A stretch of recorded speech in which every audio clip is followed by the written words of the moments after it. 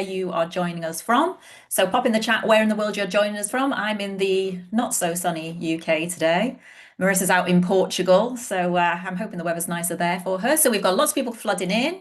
Sydney, Mexico, UK, Denmark, Turkey, Madrid, LA, California, New York, Egypt. Oh, Singapore. Wow, I've always wanted to go to Singapore. Slovakia, London. Wow. A truly global audience. So, welcome everybody. I am your host for today. My name's Elise, and I am head of publicity here at Marissa Peer. And I'm also an RTT therapist, which I will tell you a little bit about later. So, we've got our global audience here. I can see lots of you coming in today, but I want you to just know that today is not just another webinar. And if you've joined before, you'll know that I say that every time, but it's absolutely true because actually, we're not just going to tell you about RTT and what we do here. We're actually going to give you a live transformational experience so that you can experience it yourself in real time. So what's going to happen over the next hour? Well, let me tell you. So you're going to experience live RTT session with Marissa, which is all today about identifying, removing and rewriting those subconscious beliefs that might be limiting you or holding you back from that success that you're going for. So maybe it's a confidence issue, or maybe there's just something keeping you stuck and you're not really sure how to put your finger on it. So Marissa's going to help you with this today. So I know there's lots of you coming in now. So I just want to know though, are you here today because you're just want to have the experience with Marissa? And if you are, that's absolutely fine. But maybe some of you here today are thinking about training in RTT. So what I would love you to do is just pop into the chat now as well, whether you're here for me because you're here for the experience, whether you're here train me if you're here because you're thinking of training in RTT, or both. And I can already see that there's a few of you here who've been here before because you're already typing both before I've even said it. So both, training in RTT, thinking about training, both. You're all in the right place because today we're going to tell you all about RTT, but also, like I say, we're going to help you to experience it as well. So what's coming up in the next hour? We're going to look at the subconscious beliefs that might be holding you back and unlock them so that you have that greater confidence, which is going to help you to move forward. We're going to have this really lovely, powerful live experience with Marissa with one of my favorite tools, actually. It's an amazing vortex of success, abundance, and opportunity just for you. We're also going to show you how you could learn as well to do exactly what Marissa does and deliver life-changing transformations to people across the globe. We're going to have a live Q&A with Marissa as well. So once she's done her experience, stick around and pop your questions into the chat because we will go through them and have a Q&A with Marissa after that. And today as well, we've got a very special guest who's joining us, one of our amazing graduates, and she's going to tell you about her personal transformation with RTT as well, and life as a therapist now and how it's the best career in the whole wide world. But now I'm going to hand you over. I'm going to stop chatting and yabbering away. I'm going to hand you over to a lady who needs no introduction whatsoever. The wonderful, the amazing Marissa Peer. Over to you, Marissa.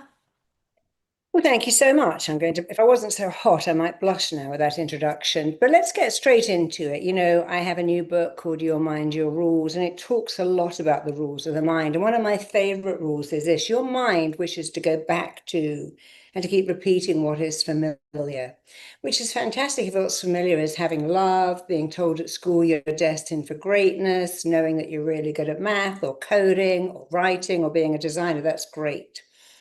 The mind is very, very patterned, and it doesn't really care if the pattern is good or bad. It just reacts to patterns. And many of us have a pattern that is familiar in the wrong way. And the pattern is people like me can't make money.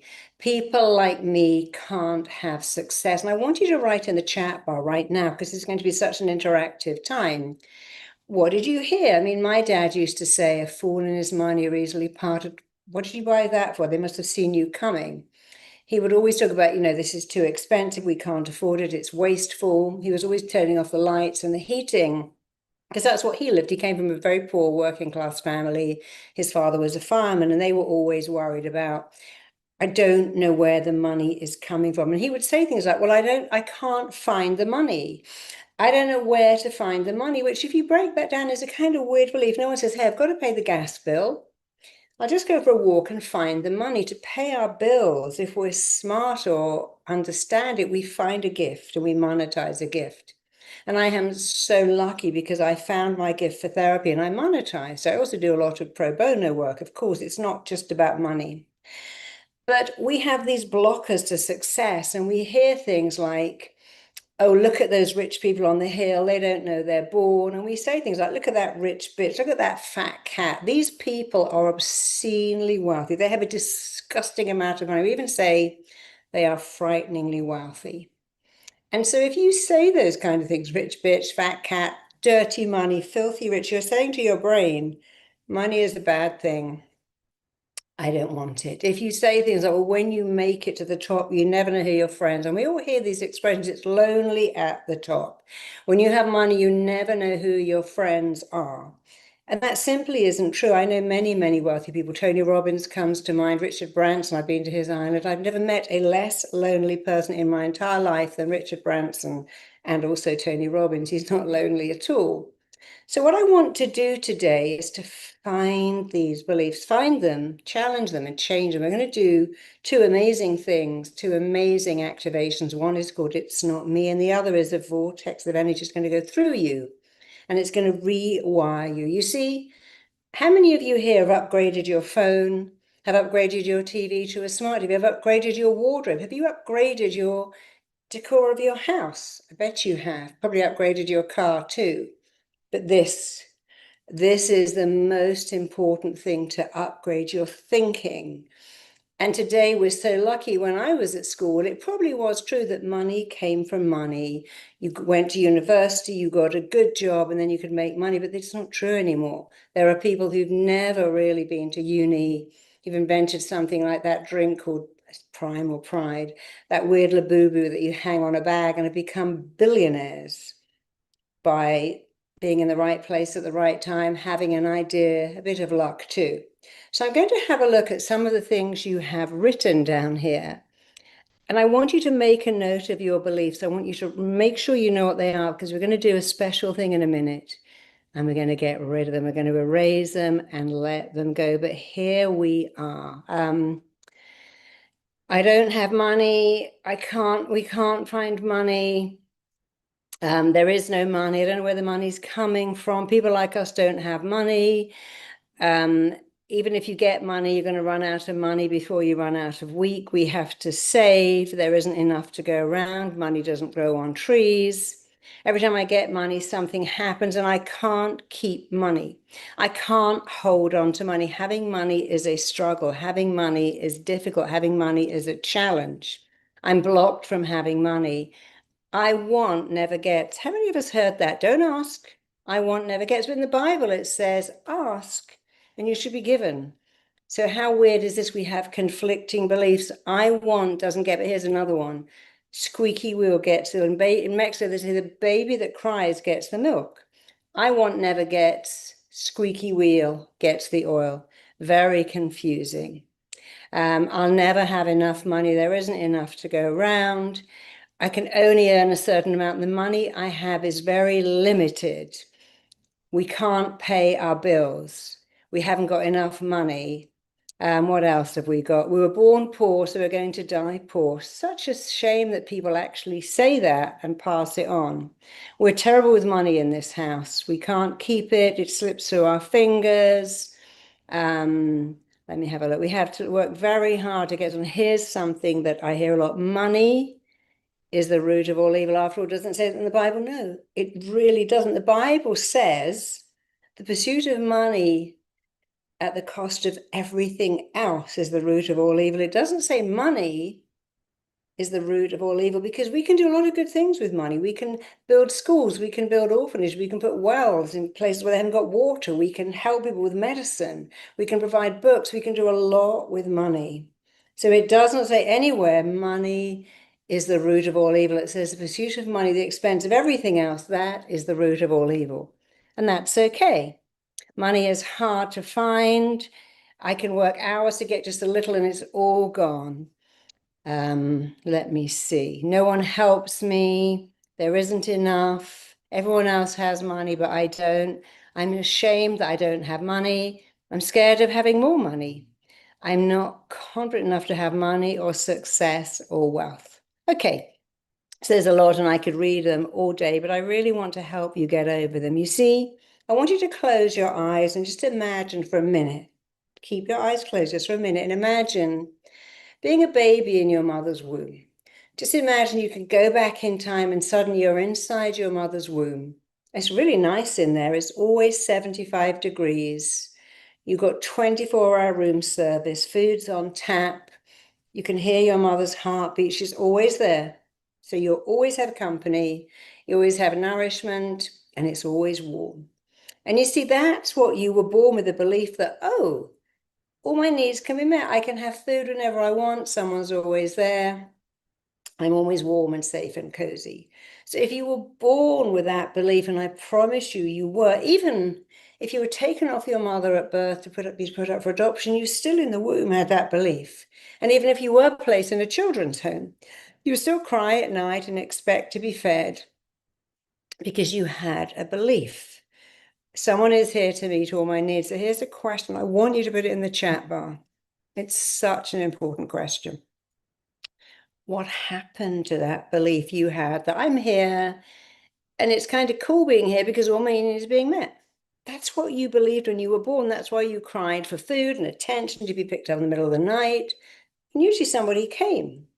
So what happened to that belief that you had? Where did it go? And why did it go? Please put that in the chat bar. I really would love to know what happened to that belief. Where did it go? And why did it go? Born into poverty, trapped in a cycle of debt.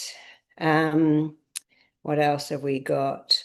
Life was disappointing. I felt like I was a burden. There was no one to defend me against harassment. I had negative experiences. When I was born, I was blamed for the lack of money. Dad lost his job when I was born. I can't focus and stay motivated. The people who were supposed to meet my needs were unpredictable. I realized the world was harsh. You see, a little kid, let's imagine any of you have seen the scene. Mum maybe is trying to buy you some school shoes and she's crying because she hasn't got the money. Or maybe mum has got these little jars and this is for the bills and she's trying to juggle them.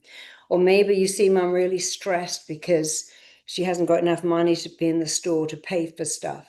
You see, when you're a child, you try to make sense of that. You took ownership, and it's called learned helplessness and learned hopelessness. Oh, I can't fix this. I'll never fix it. But I want you to think of someone you know who's come from absolute grinding poverty and become successful. Eminem comes from, he lived in a trailer park with a single mother who gave him Valium just to make her life easier. Can you think of anyone on the planet who's come from poverty? I met someone called Navi Jain 2 years ago. He's got his own private island. In fact, he's got an island called Mosquito where Richard Branson now lives. And he came from poverty in India and is so, so, so successful now. So if you can think of one person, anyone at all, Rihanna was in poverty. She only had her voice. Can you think of anyone who came from poverty, came from nothing at all, no money, no degree, no private education, who's become very, very successful? I've just told you Naveen Jain, Rihanna, Eminem. There are many, many, many more. Let's see who you've come up with. Elon Musk, Adam Levine, Tony Robbins. Just Tony Robbins had nothing. I mean, he founded the Basket Brigade because someone came to his house on Thanksgiving. They had not a thing to eat and gave them food. J.K. Rowling, she was a single mother in absolute poverty. You're right. She couldn't even turn on the heating. Oprah Winfrey, Bill Gates. Who else have we got? Tony Robbins, my dad, Nick Ashford, Justin Bieber, J.K. Rowling, Cristiano Ronaldo, Stephen Bartlett. Yeah, Stephen Bartlett came from poverty. He told me about stealing chocolate because they didn't have any luxury food at all. Madonna talked about how she would have to order food and then wait for it to be binned and go to the back of restaurants and take it when they threw it away. She was doing what they call dumpster diving. Uh, Lisa Nichols, yeah, Lisa Nichols talked about how she didn't have enough money to buy her baby diapers. LeBron James, Emma Grede, yeah, Emma Grede talks about the fact she was a single parent. They had no money, no dad around. My granddad, Joseph McLennan III. Yeah, I know Joseph, he's a lovely man. Sylvester Stallone, Adam Lambert, Stevie Wonder, Joe Vitale, Bad Bunny, Celine Dion, Sia, Steve Jobs. Michael Jackson, Shakira, Dolly Parton. I hope you can see the picture. You see, if you want success and wealth and promotion, if you want to have your own business or a lot of money, I want you to understand there is no floor and there is no ceiling, but it is a three-step process. So in order to be very successful, the first step is not, okay, let me go online and learn a skill. The first step is sit with yourself and say, I'm worth it. And whether we're going to do that in a minute. The first step is to really have the mindset of I'm worth it. 80% of your success will come from I'm worth it mindset. I know Roxy Nafusi very well, a girl who wrote Manifest, and she was telling me that, she was broke, she was a drug addict, she'd been dumped by her boyfriend, she was really unhappy, and she began to read about manifesting. And then she had the idea to write a book on manifesting. When she took it to Penguin, they said, we like it. Here's the advantage. She said, I want double. They went, okay, which is unusual. I want double, not could I have one? Because I want double. And they gave her double on the spot. Why? Because she had, and she didn't say, I'm going to think about it, or please could I have more? I feel it's not enough. She said, I want double. She came at it with a mindset of I'm worth it. I'm worth it. I'm worth it. So that's the first step we're going to do today, to give you this I am worth it mindset. The second step is to really think about what you require. What is your gift? What could you monetize? We're all different because you are here to find your gift, perfect your gift, and take you. By the way, Adele was brought up. She never knew her father, single mother living in no money at all. Charlie Chaplin was put on the street when he was 10 years old, literally put on the street to fend for himself. Jim Carrey, Lulu, so many, many people came from poverty, came from nothing, really had nothing at all. Yes, I mean, if you, that Stephen Bartlett, if you go onto YouTube, I did a session with Stephen about sugar addiction. It was all about, as a kid, all the kids had nice lunch boxes and chocolate, and they'd buy takeouts, and he had no money. So he began to steal it because he needed to feel equal to them. And as an adult, he could not get over this chocolate addiction because it said to his brain, if you have chocolate, you got some money behind you. Wayne Dyer was brought up in a children's home. Louise Hay had nothing at all. So now we know that. It's always good to think of someone and go, well, look, if they could do it, I can. Sean Connery was brought up in what's called the projects in Scotland, really deprived area. And he had a picture of a gold Rolls Royce on his bedroom door wall. And he was every day, that's my car. He never said, I wish that was my car. If only I'm dreaming. He said, that is my car. That's the mindset of owning it, believing you're going to have it. So let's do some of that now. Let me just quickly see if there's anyone else that's come up. Okay, so I want you to all close your eyes. And I want you to think of the thing you wrote out earlier. Money doesn't grow on trees. People like us don't have money. Other people have money. We don't have money. I can't find the money. I don't know where the money's coming from. I want you to really dig down and find one. So what would my dad have said to me? A fool and his money are easily parted. They must have seen you coming. He was all, if I bought some nice clothes, he'd say that's a waste of money. And he would never pay for parking. He always liked to buy reduced food in a grocery store. For me, I knew I'd made it when I didn't look at the prices of food. When I was growing up, my dad would always go to the reduced bin and buy stuff there first. And when I stopped looking at the prices and thought, I can just take this tuna off the shelves, I can buy this, I knew then I'd broken that pattern, because a lot of people will say, I do that.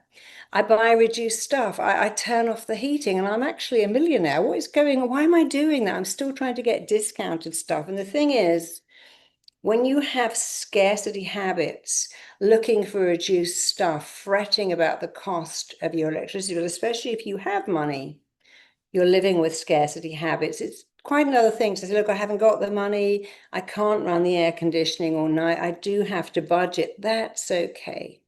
But here's the truth. You cannot move into wealth while you have scarcity beliefs. I can't afford it, and scarcity habits. I'm keeping old makeup that I'm never going to wear again. I've got all these chargers in my drawer. I've got my old BlackBerry phone. I've got all these leads and batteries and things. And clothes on everywhere and out-of-date food that I cannot throw away just in case. So these are scarcity beliefs. So close your eyes. Really think of the belief. I want you to really get it. And then I want you to say out loud, that is not me anymore because, and I really need you to finish the sentence. So I would say, that's not me anymore because I never need to look at the prices of groceries. I can pick up anything from the shelves and buy it. I can go into a restaurant and order dinner and not go, well, how much is it? How much is that? Because it might be over my budget. Doesn't mean I don't like a bargain. But I don't have to say how much can I afford it? Can I get a bargain here because I'm broke? So I would say that's not me because I never look at the price of groceries. What is it? That's not me because when my mother said I got to rob Peter to pay Paul, or I don't know how to buy new shoes, that's not me.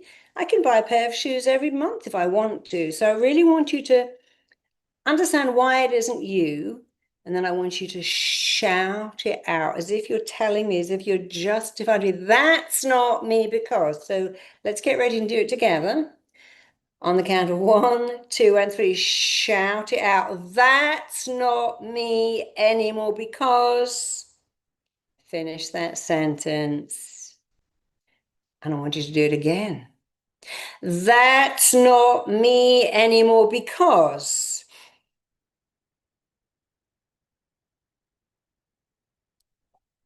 And one more time, I want you to repeat word for word. That will never be me ever again for the rest of my long, abundant life because. And complete that sentence. Shout it out. Shout it out.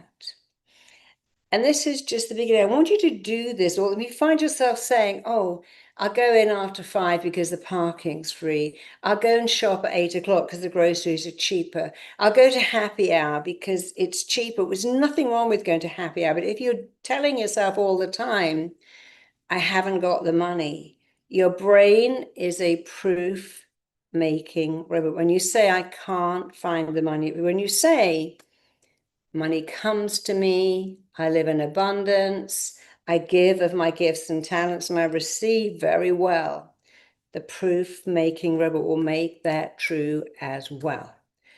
So I want you to continue this, not just today. I want you for the next few days and weeks, as you find yourself saying, oh, I better turn off the light. I need to turn off the heating. I need to go get something that's half price to get. Is this an abundant belief or a scarcity belief? Is this, can I say that's not me anymore because?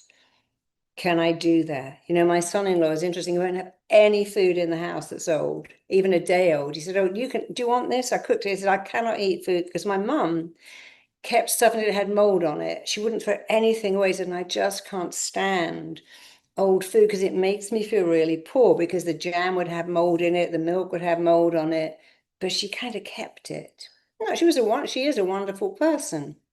But interesting how that's left him with the belief that he can't eat stuff that's old because it's a trigger.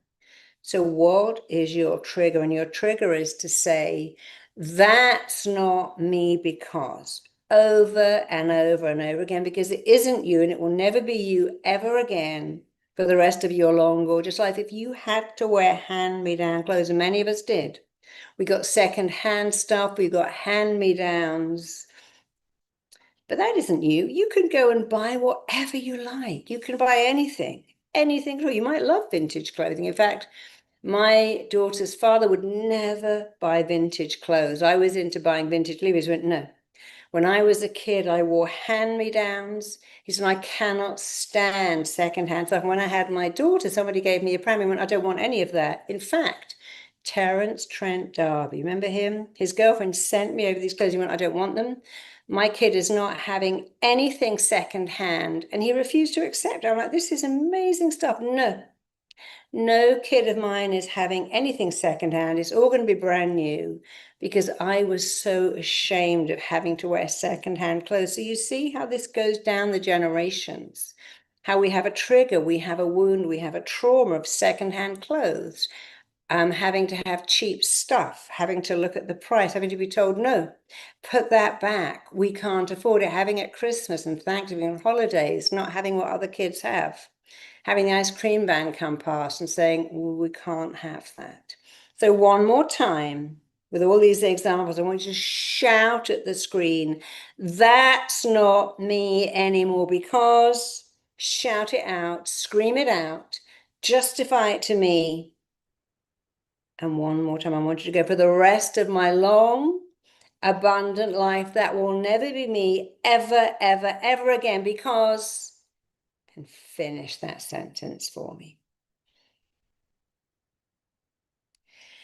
And now we're going to do something called the healing vortex to rewire and recode your beliefs. You see, your brain is very patterned and it likes patterns, both good and bad. And I want to give you good patterns of abundance and wealth. But the biggest thing is, first, you must sound worth it, worth it, worth it. So let's take a minute and do that first. Close your eyes. And I want you to just repeat some statements word for word. And I want you to say out loud, I am worthy of success. I am worthy of wealth. I'm deserving of abundance. And again, louder, I'm worthy of wealth. I'm worthy of success. I deserve abundance. And again, shout it out, I'm worthy of wealth. I'm worthy of success. I deserve abundance. And this time I'm going to do it one more time. I want you to notice how you feel. Do you feel excited? Do you feel tearful? Do you feel angry? Do you feel dismissive? Doesn't matter what it is, but notice, put your hand on your heart, tune into how you feel as you shout out, I am worthy of wealth. I'm worthy of abundance. I deserve success. I absolutely deserve success. I'm totally worthy of wealth. I deserve riches. Open your eyes and just put in the chat bar, did you feel sad, excited, tearful, angry? Oh, this is just silly, old woo, dismissive. You see, if you feel excited, that's great, because it means you made it familiar straight away, and that's amazing. But if you felt tearful, I had tears in my eyes. I felt angry with you, Marissa, telling me that stuff. Or some people say, this is just stupid woo-woo. All it means is one thing. If you felt daunted, it just means it's not familiar. Your brain loves what is when it wants to go there. So make it familiar. Do it again and again and again and again. Every time you're in the shower, say, so water's coming down, money is coming to me, success and wealth. When you're waiting for the kettle to boil, the toaster to pop, the coffee to brew, the bus to arrive, say it again.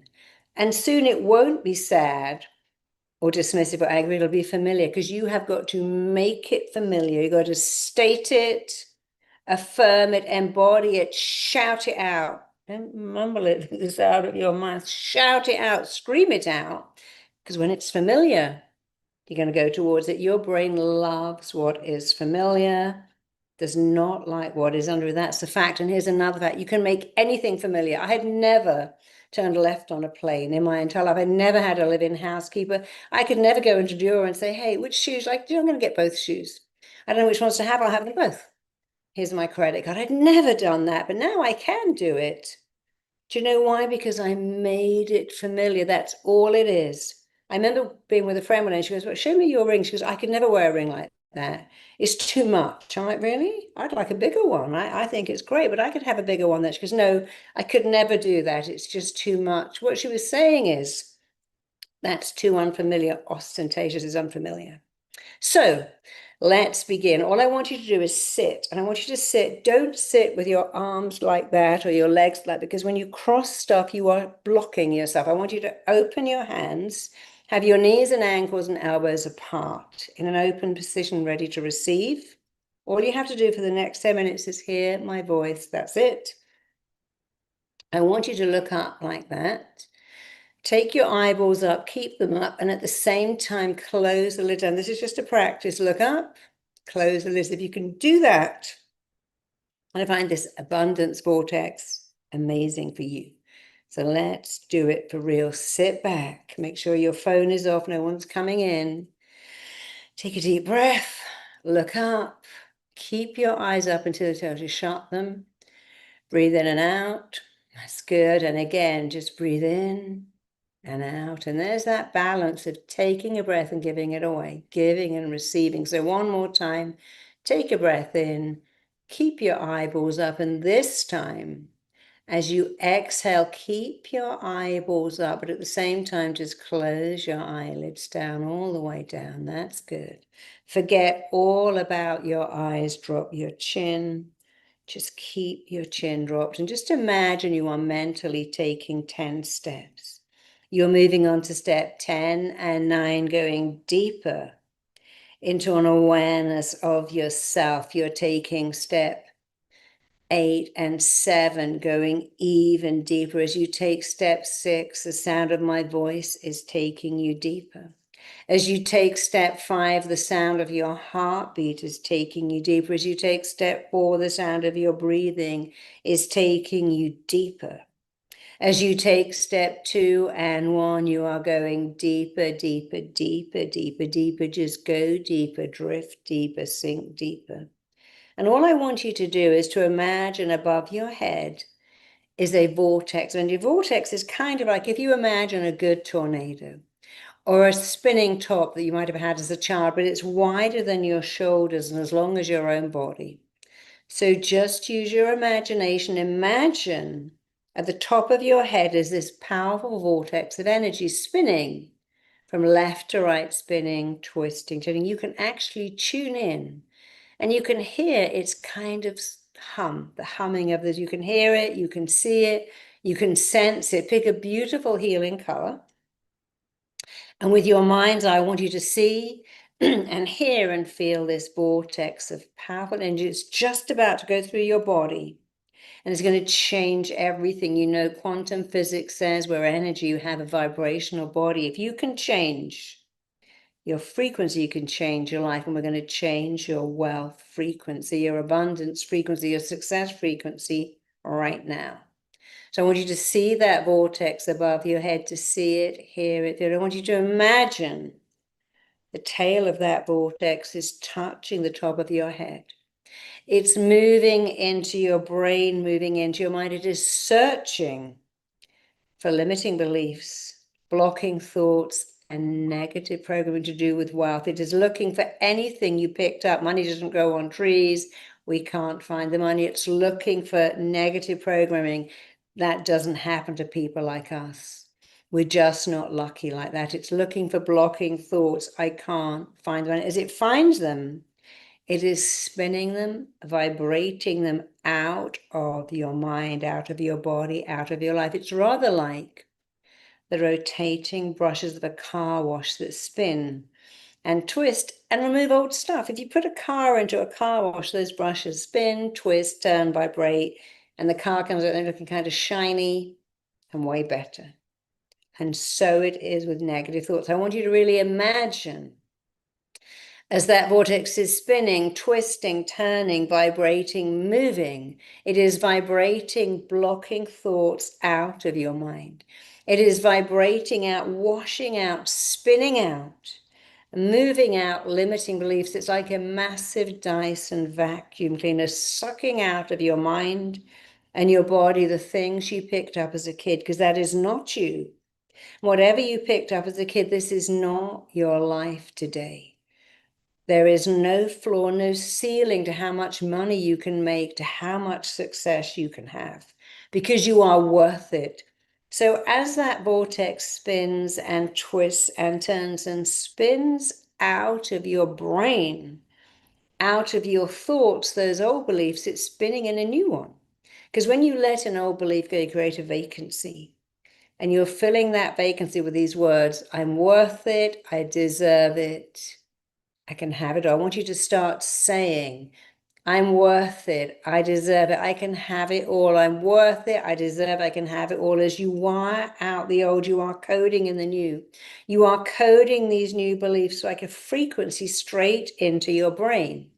So as the vortex is spinning, twisting, turning, spinning out the beliefs you picked up as a kid. We can't afford it. We haven't got the money. It's too expensive. Who do you think you are? I can't afford that. As you spin that old stuff out, you're wiring in something new. I'm worth it.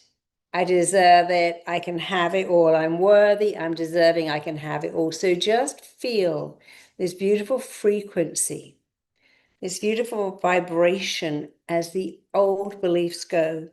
and the new beliefs take their place as the old frequencies disappear. As those old beliefs are erased, eradicated, eliminated, and gone, you are wiring in, coding in, firing in, installing new and better beliefs forever. So as the vortex spins through your brain, it's also traveling down. It's traveling down to your eyes, and you can see a little kid who looked at the world and thought, oh, I don't know how to get money. You can see what you saw as a child, but you also see something else. You are not a child.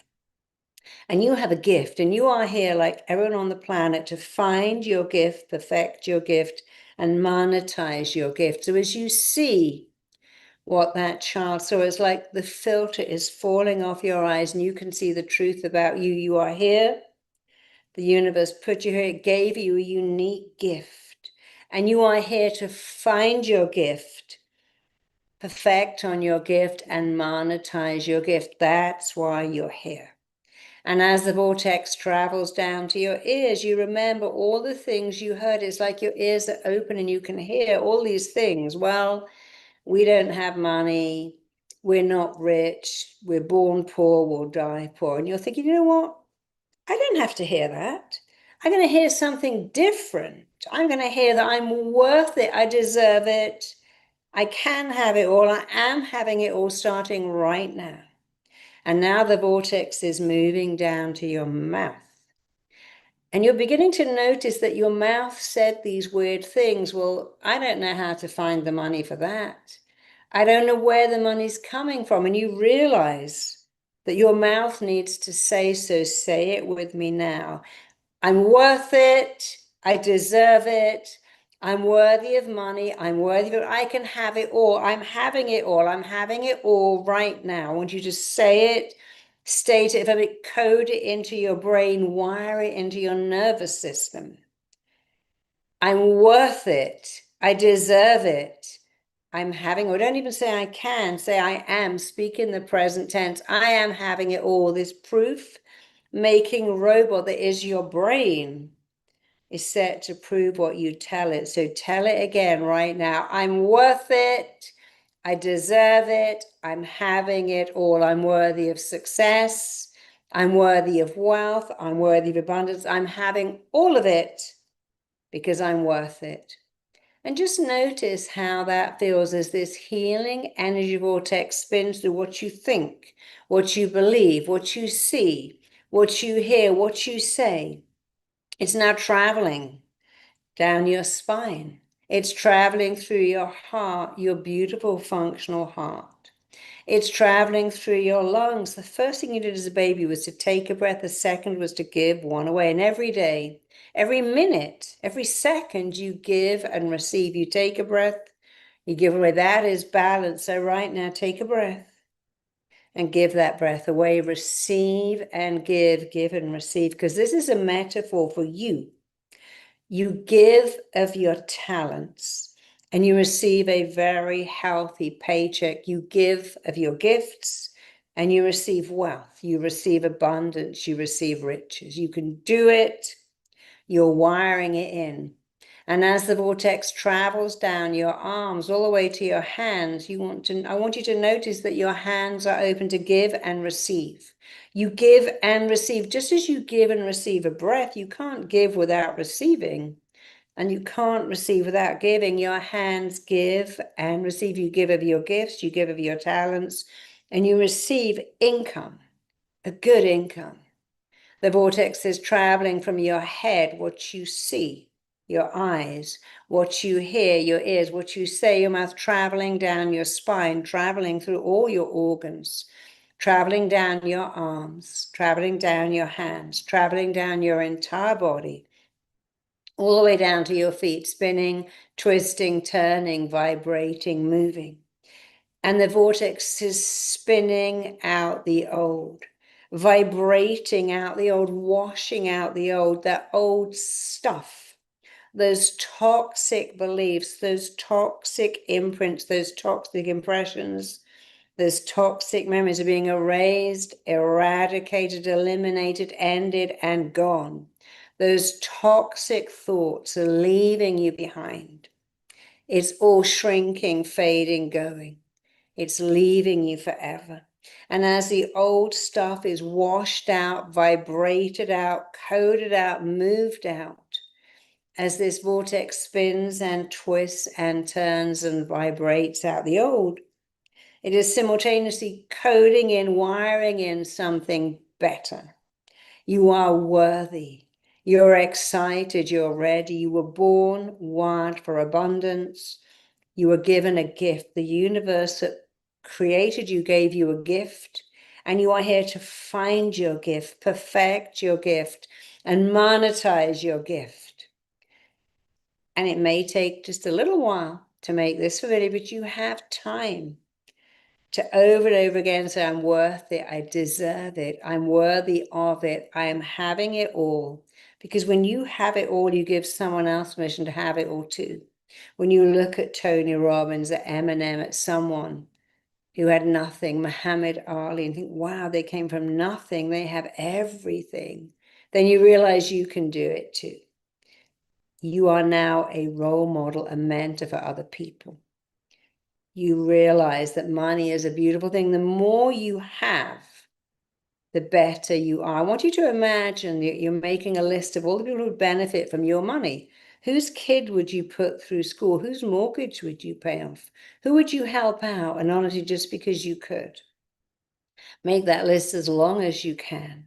Make that list so long that the other list, well, you never know who your friends are, it's lonely at the top, becomes such a small list. You can ignore it.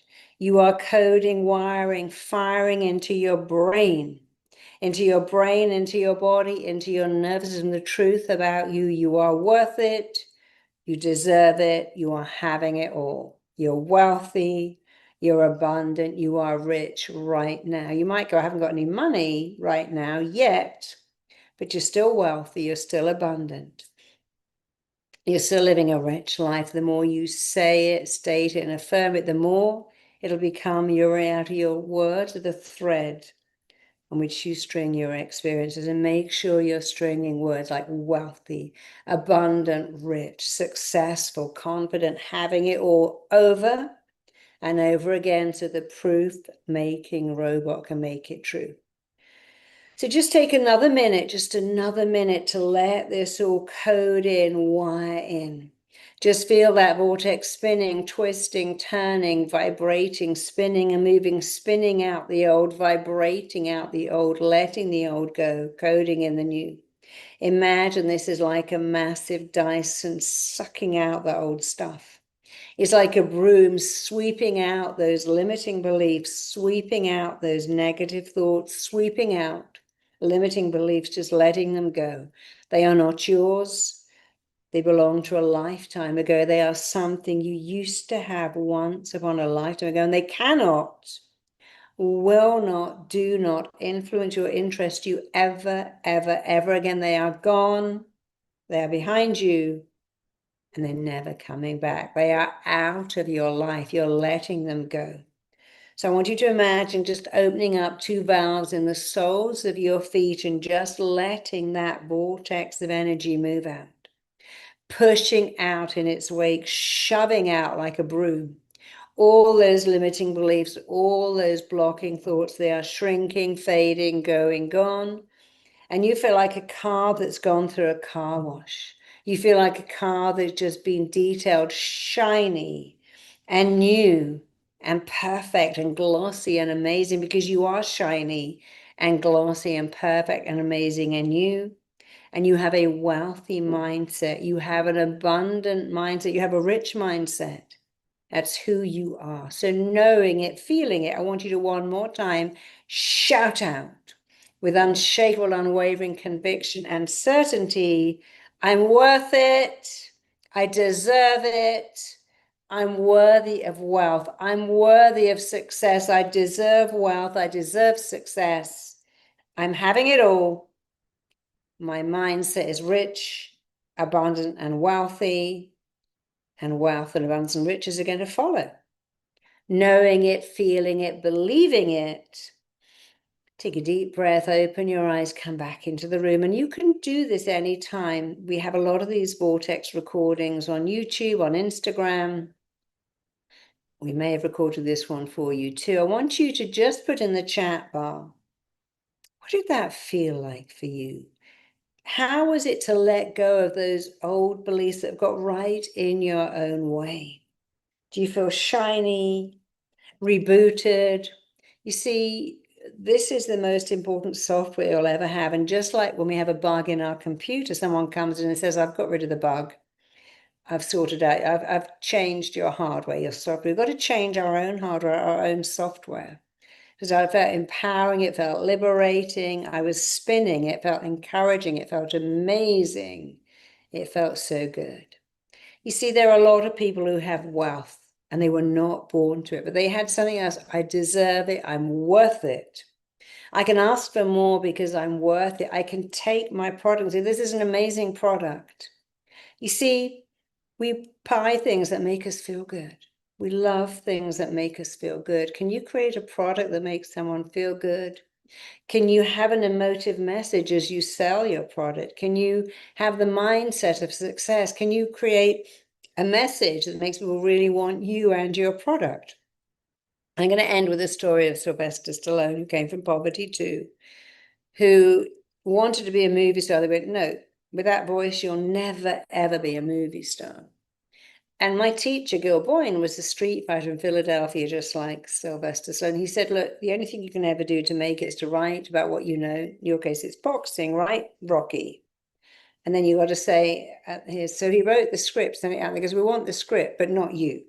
He said, no, no, it's together. This, I am Rocky, so you can't have the script without me. And he got about 50 refusals. And they said, okay, we want the script enough. We'll take you. And of course, he made history. He only knew one thing, fighting in the street fighting. But he wrote a movie. He stood his ground until they took him.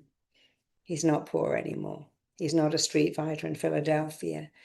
We have to focus on what we want because your potential expands as you move towards it.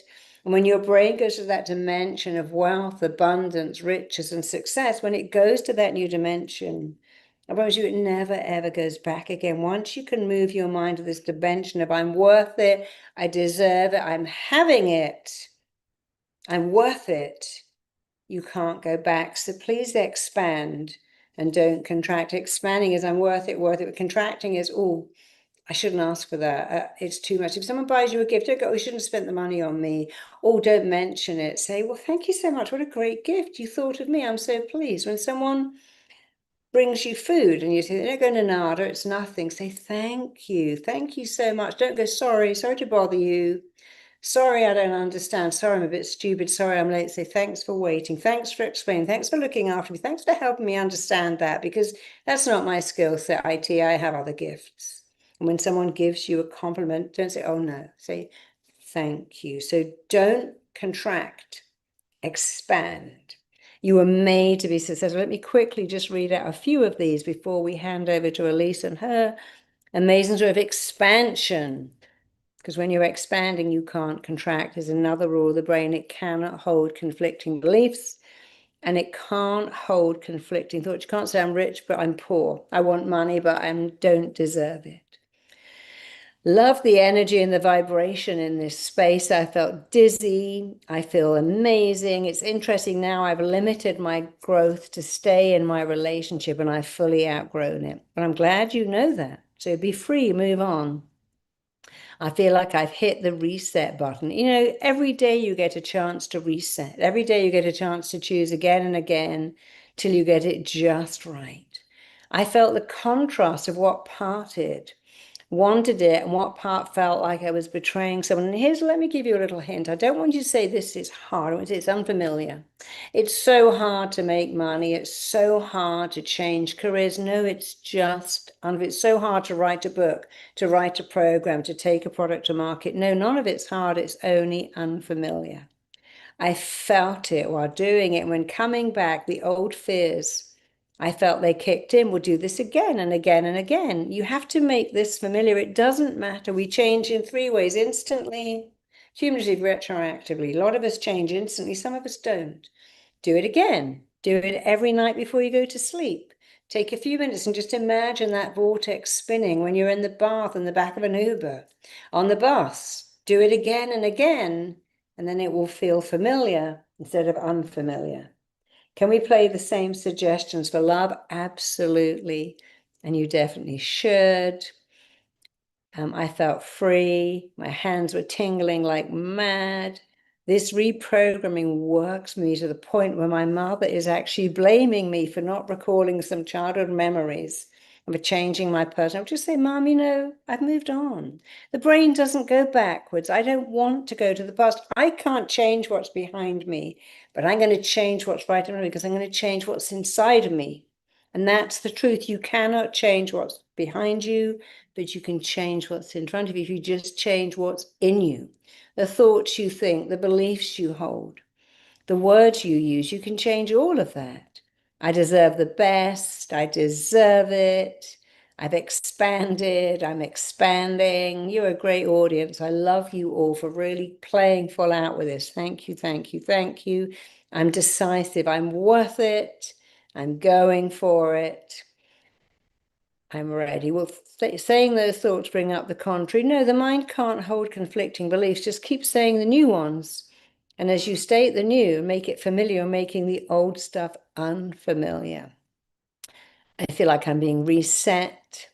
So I'd love to talk to you more, but I'm keeping Elise waiting. So I'm going to bring her on, but I'm going to stay here right to the end. I'm going to come back and do a Q&A with you. We're going to tell you all about a great life you can have. So please now listen to Elise. And then we have, I believe it's Ashley coming on with another amazing story of abundance. And we really want to help you have it all. When somebody says, nobody can have it all, that's not true. I have it all. I have it all the time. I know lots of people who've got it all. Emma Grede, Stella McCartney, some people who've got it all, Ed Sheeran. And you can have it all. You can even have it all the time. So stay tuned. I'm going to come tell you about that later. I'm going to answer all your questions. But right now, Elise, darling, we're going to hear your story of abundance and joy and overcoming adversity. So over to you, Elise. Thank you so much, And I'm in the Marissa. background reading all your questions. I'm not going. I may put the camera up. I'm here reading every single question. I'm not going, and I'll be back. So stay tuned. Over to you, Elise. Thank you so much, Marissa. And before we move on and I tell you a little bit about my story and my journey with RTT, I just want to say that Marissa has obviously just put together this absolutely beautiful session for us today, but that's not unusual for us as RTT therapists. We do this every single day. And Marissa trains us in her techniques, in her methods. So I know there's quite a few of you on here today who are thinking of training in RTT. So just think this time next year, maybe you could be delivering this to a client, doing the it's not me, and hearing that client, seeing them release, seeing them let go, and doing that wealth and success vortex with them and seeing them transform in front of your eyes. Because trust me, as a therapist, you see this in your clients happening in the moment as well. So imagine how amazing that would be. So if you are sitting there and you're thinking, wow, I want to do what Marissa does, I want to join the amazing RTT family, book your call and speak to our team because this could be the start of something completely new and completely wonderful. Never been a better time. We need more therapists. We need more people doing the amazing work that Marissa has produced. So book your call. I think we're going to just pop a little link into the chat, which shows you exactly how to book it. Don't be worried about booking your call and being sold to because it's not like that at all. Our team are just absolutely amazing and they'll answer all your questions, tell you everything about the training. So book that call right now. But I'm going to tell you a little bit about my story now because when Marissa was talking about kind of, success not being available to you, that really resonates with me because I grew up in a little mining village in Wales where I was told money's scarce, money doesn't grow on trees, you never ask for money. And so I always felt like kind of conflicted actually, because as well, I was like the first grandchild. And my nana and my granddad used to buy me things. I nearly said the word then. They used to buy me things a lot and treat me. But my mum would say, "Oh, you're so spoilt. You're so spoilt." So for me, receiving had this kind of negative connotation because I was thinking, "Oh, well, it's really nice to get things, but actually, I don't deserve it because that makes me spoiled." So I grew up thinking that receiving anything was a bad thing, was a negative thing. And I also grew up feeling like I constantly needed to prove myself. So my father left me when I was 3 years old with no explanation whatsoever. And little childhood Elise, that little 3 year old in her mind said, that's because I'm just not good enough. I'm not lovable enough. I'm not good enough. So I need to prove myself. And that's what I set about my whole life's journey doing, just proving myself. So, for example, at school, initially at school, I used to think, right, if I just excel and do everything that I can do at school, then people will like me. I'll be worthy. I'll be able to do what I want to do. And so I went through sort of, junior school when I was younger, doing really well. But when I got to high school, I started to really struggle. And suddenly it was like I had this whole kind of level of anxiety rising because I felt like a failure. I was, failing maths. I wasn't doing very well.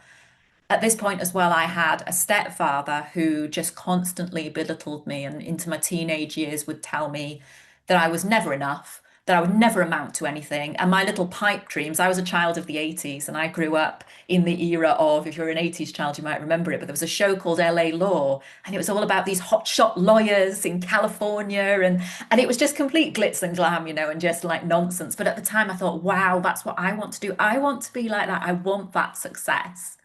But I had this little voice of my father throughout my childhood years and my teen years, just basically saying, "Nah, you're not smart enough. You're not clever enough. No one's going to take any notice of you. You don't deserve that. Why would you be any different than any of the rest of us? You're thinking above your station." But I carried on because I thought, "Do you know what? I just feel like if I can prove myself to him and prove myself to other people, then maybe, maybe I will get that success that I want, or maybe I will actually just feel better about myself." And I was a very anxious child who then grew into a very anxious adult because I was constantly sitting on my nerves and thinking, must try harder, must do more, must keep pushing forward, must prove myself, while actually inside I was desperately, desperately unhappy. I was absolutely riddled with anxiety. And while, if I look back at it now, what I call my old life, I looked very successful on paper. I had a hotshot career working in a big PR and advertising agency. I worked really, really hard. And, I won awards for my work. And you'd think on the surface of it, oh, yeah, she's doing great. But actually, behind the scenes was a very, very different picture. And I actually felt like I was just putting on a mask of this professional PR lady getting on with life, doing really well, but inside I was drowning. Every day felt like I was treading water. I was absolutely full of anxiety. I would open my eyes in the morning, completely heart racing, stomach churning. What have I got to do today? Oh my gosh, blah, blah. I would wake in the middle of the night. I was barely eating, barely sleeping. It didn't help that I was working in a very toxic work environment where it was all about the hustle, the competing for who was in the office earliest, who was in the office latest. I would literally be going into the office at 6 a.m., leaving at midnight sometimes, and still never feeling like that was enough. But I felt like if I stopped doing that, then people would say, "Oh, she's a failure, or she can't keep up." And that little child who was saying you're not good enough was still within me saying, "You've got to keep going, you've got to keep moving." But the other thing as well was that actually, even though on the surface of it I was doing well, I was like the behind the scenes person. So other people took the credit for my work. So whenever I would spend hours and hours working on something, other people in front of me would be like, right, no, here's what we've produced and that's it. And there was something really soul destroying about that. But at the same time, I felt like that was my role. I wasn't the person to be seen. I was, still the child that should be seen and not heard. And I was the one making everyone else shine while I took that back seat. And that was my little identity. That's just what I have to do. Don't be seen. Don't try for more, but do your best. Prove yourself. But actually, I did that for such a long time. And like I say, I sort of really struggled with severe anxiety to the point of I lost a lot of weight. At one point, I was about 6.5 stone. I was barely eating, barely sleeping. I was just absolutely, I always tell a story about, one day I was on the train to work and I was sitting there and anxiety was so bad. This was the day actually I realized anxiety was so bad for me. I was sat on the train and my heart started racing and my stomach was churning. And I started to think, oh, this train's going to crash. And I then spent 20 minutes mapping out my escape route from this train crash that hadn't happened, was very unlikely to ever happen. But I created this imaginary scenario in my head because I was thinking, oh my God, if this did happen, though, what would I do? And by the time I got off to go to work, I was practically fainting because my heart was racing so fast and my blood pressure must have absolutely dropped. And I got off the train at the other end and I was absolutely sweating. And I just thought, this is bad. This isn't normal. And I'd always thought that anxiety and feeling like this was normal, but I never told anyone because I thought if I told someone, they'd think that I was weak. And that to me was like, bullet through the heart if someone thought that I was weak because it's the words of my father saying to me, "Ha, you'll never prove yourself. You'll never do it. You're completely weak." So I couldn't tell anybody. But there was a particularly terrible day in my job that at the end of it, I just thought, I just don't know how I can do this anymore. And I remember going home and sitting with my now ex-husband and saying, I've got to tell you something because I can't hold this together anymore. And I sobbed. And I sobbed what was, when I think about it now, like years and years of stress, anxiety, trauma. And I said, I can't do this anymore. And I uttered these words, and Marissa always says that, the words that you say to yourself, actually, your brain just accepts them as fact and it works to make it your reality. And I remember sitting there and I remember saying, I've got to stop this now, or I'm going to make myself chronically ill. And fast forward a few years, and suddenly I found just after the birth of my son, I did escape that awful career, by the way. And actually, I went off on maternity leave and I had my son. But shortly after I had my son, I started experiencing lots of different, very strange symptoms, crippling fatigue, absolute terrible brain fog where I would just be talking, completely forget what I was talking about, stop in the middle of a sentence, slurring my speech, lots of random pains in my body, had issues with my eyes. And to cut a very, very, very long story short, it took them 2 years, but they eventually diagnosed me with multiple sclerosis. And when they did, there was a weird sense of relief that A, I wasn't going mad because I'd thought there was something wrong with me, and for years they told me there wasn't. But also, I thought, oh, great, I don't have to go back to work. There's me facing this chronic health condition, which is going to completely change my life forever. But I thought, oh, at least that takes me away from that awful work environment. I can't possibly go back. But actually, it was the biggest wake up call of my entire life because it showed me that all of this time I've been pushing down all of these feelings, these emotions, this anxiety. Eventually, my body rebelled and said, tell you what, you're not listening to me. Well, I'm going to stop you in your tracks then and give you a chronic health condition. And that's exactly what it did. And I then spent probably near enough 2 years in a spiral of anxiety and depression because I was just basically sitting around waiting to get worse. Doctors said to me, take some of these drugs. We don't know how they work, but some of them do work, but you will get gradually worse. Everywhere I was looking, there were people struggling with MS, TV stories, worst case scenarios of people with MS. And I just thought, right, well, I'm just going to get gradually worse then. And I was just waiting to get worse at this point. But I had my son, my beautiful son, who's now 12 years old, but at the time he was 3. And he was looking at me, barely able to get out of bed in the morning, crying. And I just thought, I can't have him see me like this. I don't want him to have that traumatic childhood and grow up saying, oh, I remember my mummy. Yeah, she was in bed all the time, or she was crying in a corner. And so, in a way, I was quite lucky because of my diagnosis. He got a place at nursery early at age 3. And it breaks my heart every time I say this out loud, but it's so true, is that I was glad that he was able to get away from me because at that point I was just this ball of complete anxiety and illness, and I knew it wasn't good for him. But when he went off to nursery, I realized that I had nothing in my life anymore. I was basically a recluse because I was so worried that if I went out, I would have crippling spasms. I had terrible spasms in my leg, which would mean that I would just literally fall over. I wouldn't be able to string a sentence together. So I was worried that if I was talking to someone, I'd forget what I was saying or slur my speech and people would think I was drunk. So I was barely leaving the house at this point, completely reclusive. And then I just thought about my son and I thought, I don't want him to see me like this. And so I started to think there must be something that can help me. And so I started to look around at different things. I joined support groups, but it was all full of people in complete despair. And then I always say that the universe sends you little signs. And one day I came across a video of Marissa on your YouTube channel, and she was talking about the power of the body and the mind and how we have this innate ability to heal ourselves. But it's all about taking control of your mind instead of your mind taking control of you. And I thought, yes, this is so true. Because for years I'd lived in this state of anxiety and my brain was running my life and my body now. And so I thought, wow, this lady's really talking a lot of sense. And it's like she's speaking directly to me. So I binge watched every single thing that I could possibly find. I read all the books, I watched every single video, everything. And every time I was like, she's talking to me, she's talking to me.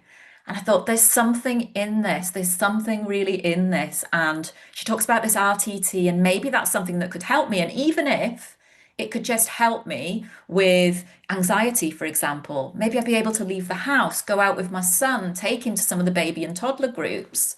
So I decided to have an RTT session initially around anxiety. And the results that I got after that one session were just amazing because I remember coming away from it and feeling like this massive, massive heavy weight had just been lifted from my shoulders. I just felt so much. I felt like I could breathe again for the first time in years, for the first time ever, it felt like. And I just thought, wow. And over the space of about 3 weeks, I started to find, I felt a little bit more confident. I started to go out again. I started to speak to people again. And this was huge for me. And I thought, right, well, okay, this is amazing. So why don't I go in with the big guns then and we'll try this for MS and see if that can help as well, see if it can help with some of my symptoms. And so over the space of probably about 8 or 9 months, I did 3 RTT sessions around MS, and the results that I got were just amazing. And this was 10 years ago now.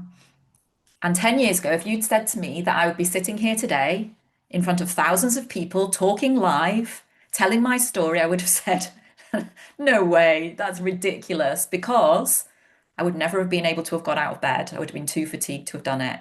I wouldn't be able to be stringing a sentence together because I was so brain fogged. But here I am today, thriving, doing amazingly well, and just enjoying life again and thriving instead of surviving. Because when I think back now, that's all I did for such a long time in my life was surviving instead of thriving. And so obviously RTT did wonders for me, and I thought more people need to do this.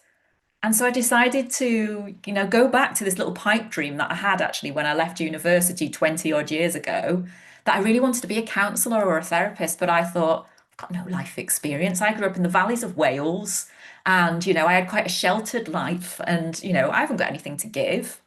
Fast forward 20 years, I had like a plethora of life experience, overcoming a chronic health condition.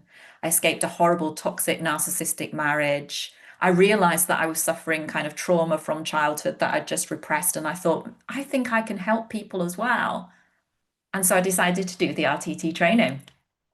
And I never looked back because it was just the most amazing training. Initially, I was kind of like, will I be able to do this? There still was that little voice and that's still that little dad on my shoulder saying, will you be able to do this? And I thought, I've got to try. And it was just amazing because as soon as I joined the program, it was like everybody was in the same boat. So it wasn't like I was thinking, oh, can I do this? And then other people going, oh, I'm really worried about doing this. But I tell you what, we were the camaraderie was what struck me because from being so isolated for such a long time to suddenly then being part of something which I'd never felt I had been part of was just amazing. And the training that you get from the trainers, from Marissa, it is second to none. It gives you all the tools that you need to be the phenomenal therapist that you were born to be. And now I'm doing amazingly. I'm really well. I'm living my life purpose.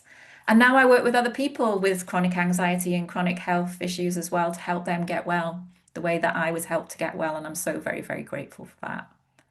And so, yes, so now my life is completely different. I live a life of complete freedom. I choose my own hours. I work my life around my son, and I've never been happier. But the thing that makes me happiest the most is that I finally feel like I'm living my purpose after years of just struggling and pretending to be someone that I'm not.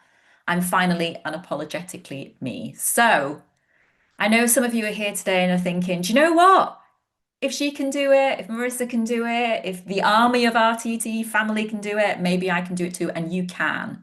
So trust me, if you're thinking it's not available to me, it is available to you and you can do it. So some of you might be thinking, okay, well, we've heard your stories. Can I learn to do this too? And you absolutely can. So I'm going to tell you a little bit more about Marissa's integrated program because when I first started out as a therapist, I found that I was doing RTT sessions, but also kind of coaching around what I was doing as well. So when Marissa launched the integrated program, which is RTT, Rapid Transformational Therapy, and Rapid Transformational Coaching together, and was giving you marketing support to help you build your business as well, I was like, wow, I wish I had this. So it truly is amazing. So I think George is going to bring up some slides because I'm going to tell you a little bit more about the integrated program now and how it works because it really is fantastic. So if you're looking for meaningful work, if you are looking for life purpose, like I say, where you wake up every day and you jump out of bed because you're excited to do what you want to do, this is for you because this is your chance to really make a big difference. It gives you complete freedom as well, being a therapist, because you can be your own boss, you can set your own hours, you can work from anywhere in the world. I actually went to Mexico last year on holiday, Italy the year before, and I took my laptop with me and I carried on seeing clients because I absolutely love what I do and I didn't want to even take the time off, to be honest. So it's just amazing. Financial success as well. So you can build a thriving practice with high earning potential while doing work that you genuinely love to do as well. Because I saw a few people saying, oh, yeah, I get paid a good wage in my corporate work environment, but I hate it. So you get the benefit of both doing something that you love, but also having that financial success. It gives you that flexibility around your life. You can do it full time, part time, fitting your practice around your children, travel. What I love the most is I never miss a school play, I never miss a sports day because I can be there because I've had that flexibility. We also offer that continuous growth as well. So we're always helping you to learn more, to develop, to become that very best version of yourself. So we don't just train you and then say, bye then, go out and be a great therapist. We're there to support you along the way. And I touched on this earlier as well, but the community within the RTT, I do call us the RTT family because it is like a big family. We're all there to support you and to be there for you and to cheer you on and to be your cheerleaders and to help you get to where you want to be. So I'm going to just tell you a little bit more because a lot of these kind of coaching and therapy programs I see at the moment, it's very much like, yes, we give you the skills to be a therapist or a coach, but then that's it. And a lot of people I think go, well, I've never set up a business before. So, I mean, that was me. I've never set up a business before. How the heck do I even do this? But that's where this program is completely different because we give you a supported business model as well. So we're going to help you with things like supporting you to get clients. So if you join up, you have the opportunity to apply for what is called our inner belief platform. And we're going to hear from one of our inner belief therapists later on as well. But it's basically designed to help support you with visibility and connect you with clients as well. We're going to help you with your website. So to get the tools and the structure you need to have that professional online presence. We're going to help you with the boring things as well that you need, but you might not know how to do. So your booking systems, your payment processing, your scheduling, we're there to support you through that. And also marketing support as well, because I think a lot of people go, I don't know how to sort of push myself out there, but we're going to show you how. We're going to have to position yourself, what your USP is to find your niche and attract your ideal clients.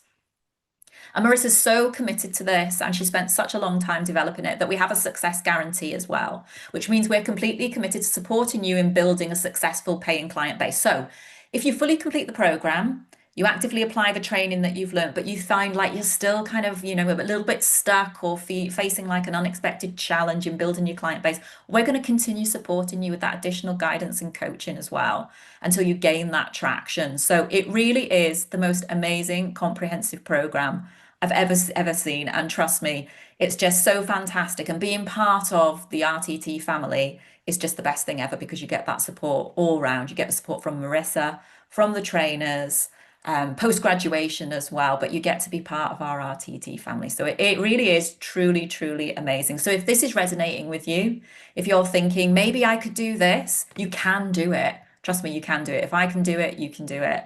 So go ahead and book your call. So I think there's a QR code on screen at the moment. And if you just scan that QR code now, you'll be able to book your call with our amazing team. What I would say actually is that I put off my call, I'm ashamed to say this, for about 2 years because I was kind of like, oh no, they're going to try and sell me something and I don't like it. And what if I don't want to do it? And I was really worried about doing it. But actually, the team are just so lovely. They will answer all of your questions. They'll be there to support you. They'll talk to you about payment plans. They'll answer all the questions that you could possibly think of. So please book that call. Don't be a dummy like me and procrastinate for a good, I think it was probably about a year and a half because I could have had a year and a half of doing this transformational work. And so, I'm now been a therapist for 5 years and I've never looked back. It's been the best decision that I've ever made. So book that call, use the QR code on screen. And yes, come and join our amazing RTT family. I'm going to bring Marissa back in a second. So if you do have any questions, guys, just pop them into the chat bar and we will try and get through as many questions as we can today. But Marissa also reads all the questions afterwards as well, and your comments as well, because she loves to do that. We always save the chat. But yes, if there are questions that you have, pop them in the chat bar. But I'm going to bring Marissa back now for some questions. So I think you're there in the background, Marissa, Yeah. aren't you? Yeah, Great. is my camera on? Yeah, yeah, we can Oh, see yes, here you. we are. Yeah, we Good. can see Okay. you. Great. Okay, I'm just going to run through. There's lots of questions, so I'm just going to run through some as I find them. Okay. Marissa, Amanda says, what if you've never been in business and have no clue how to even begin with doing this? And that's absolutely valid because it is a business. You're going to find clients. We teach you first of all how to find clients. If you go in a belief, we'll find them for you and with you.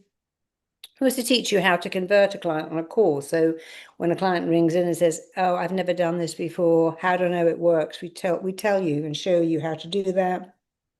We show you how to niche.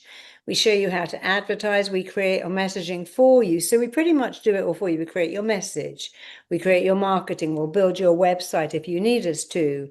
So there's a lot of things we are doing to help you because and I love having my own business. It's actually great not having a boss, as Elise says. You never have to go, "Hey, my kid's sick. Can I have the day off?" Never to say, I want to go to a wedding or it's my son's sports day. We never have to worry on Monday night when England won. Gosh, can I be up for work the next day? Because not only do you make a good amount of money, you have the freedom to work your own hours, to be your own boss. As a parent, it is probably one of the best jobs in the world. But it is more than just being a therapist. You have to do marketing, advertising, booking, your messaging. Who is your ideal client? Where are they? What do they need? And we show you all of that. So all you have to do is focus on being a phenomenal therapist, which is the most important thing you'll ever do. Amazing. Someone else had kind of said something related as well, saying, I'm 36. I really struggle with things, even like basic percentages and probability. I think that I should probably go back to study 10th grade math. I'm not sure. But I also really believe it's high time I start a business like this. What advice would you have, Marissa? Not everyone is skilled at math. We live in a world now where the things that mattered, spelling and math, don't matter because we have AI to do our spelling and our accounts. I've never been someone who loves math. I don't love it at all. But you don't have to be good at math to be a great therapist. You have to have a heart for wanting to help people.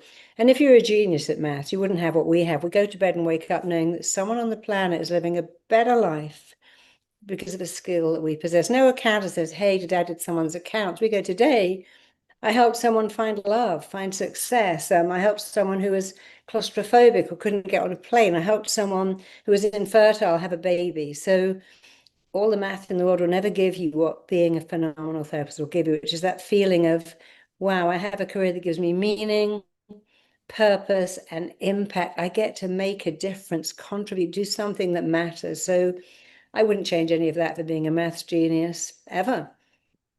And if you listen to my story, I was just saying that like I was massively failing maths. As long as you've got a calculator, you're absolutely fine these days, really.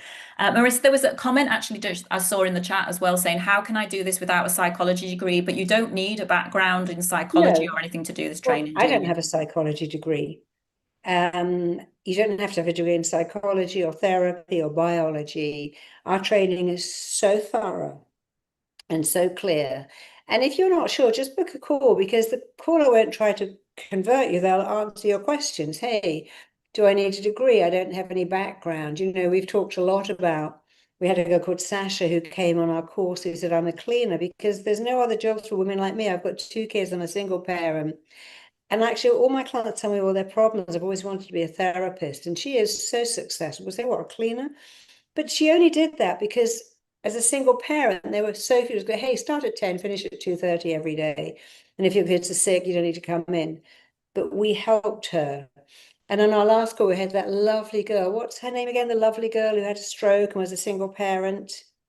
Who's the girl we were talking with last week, Oh, yeah, Elise? Nikki, our lovely Nikki. Nikki, and That's good. Nikki's story was so sad. She was abandoned by a narcissist, had a stroke in her 20s, was a single parent. And now she goes to school on the day when they talk about careers and she talks about her career.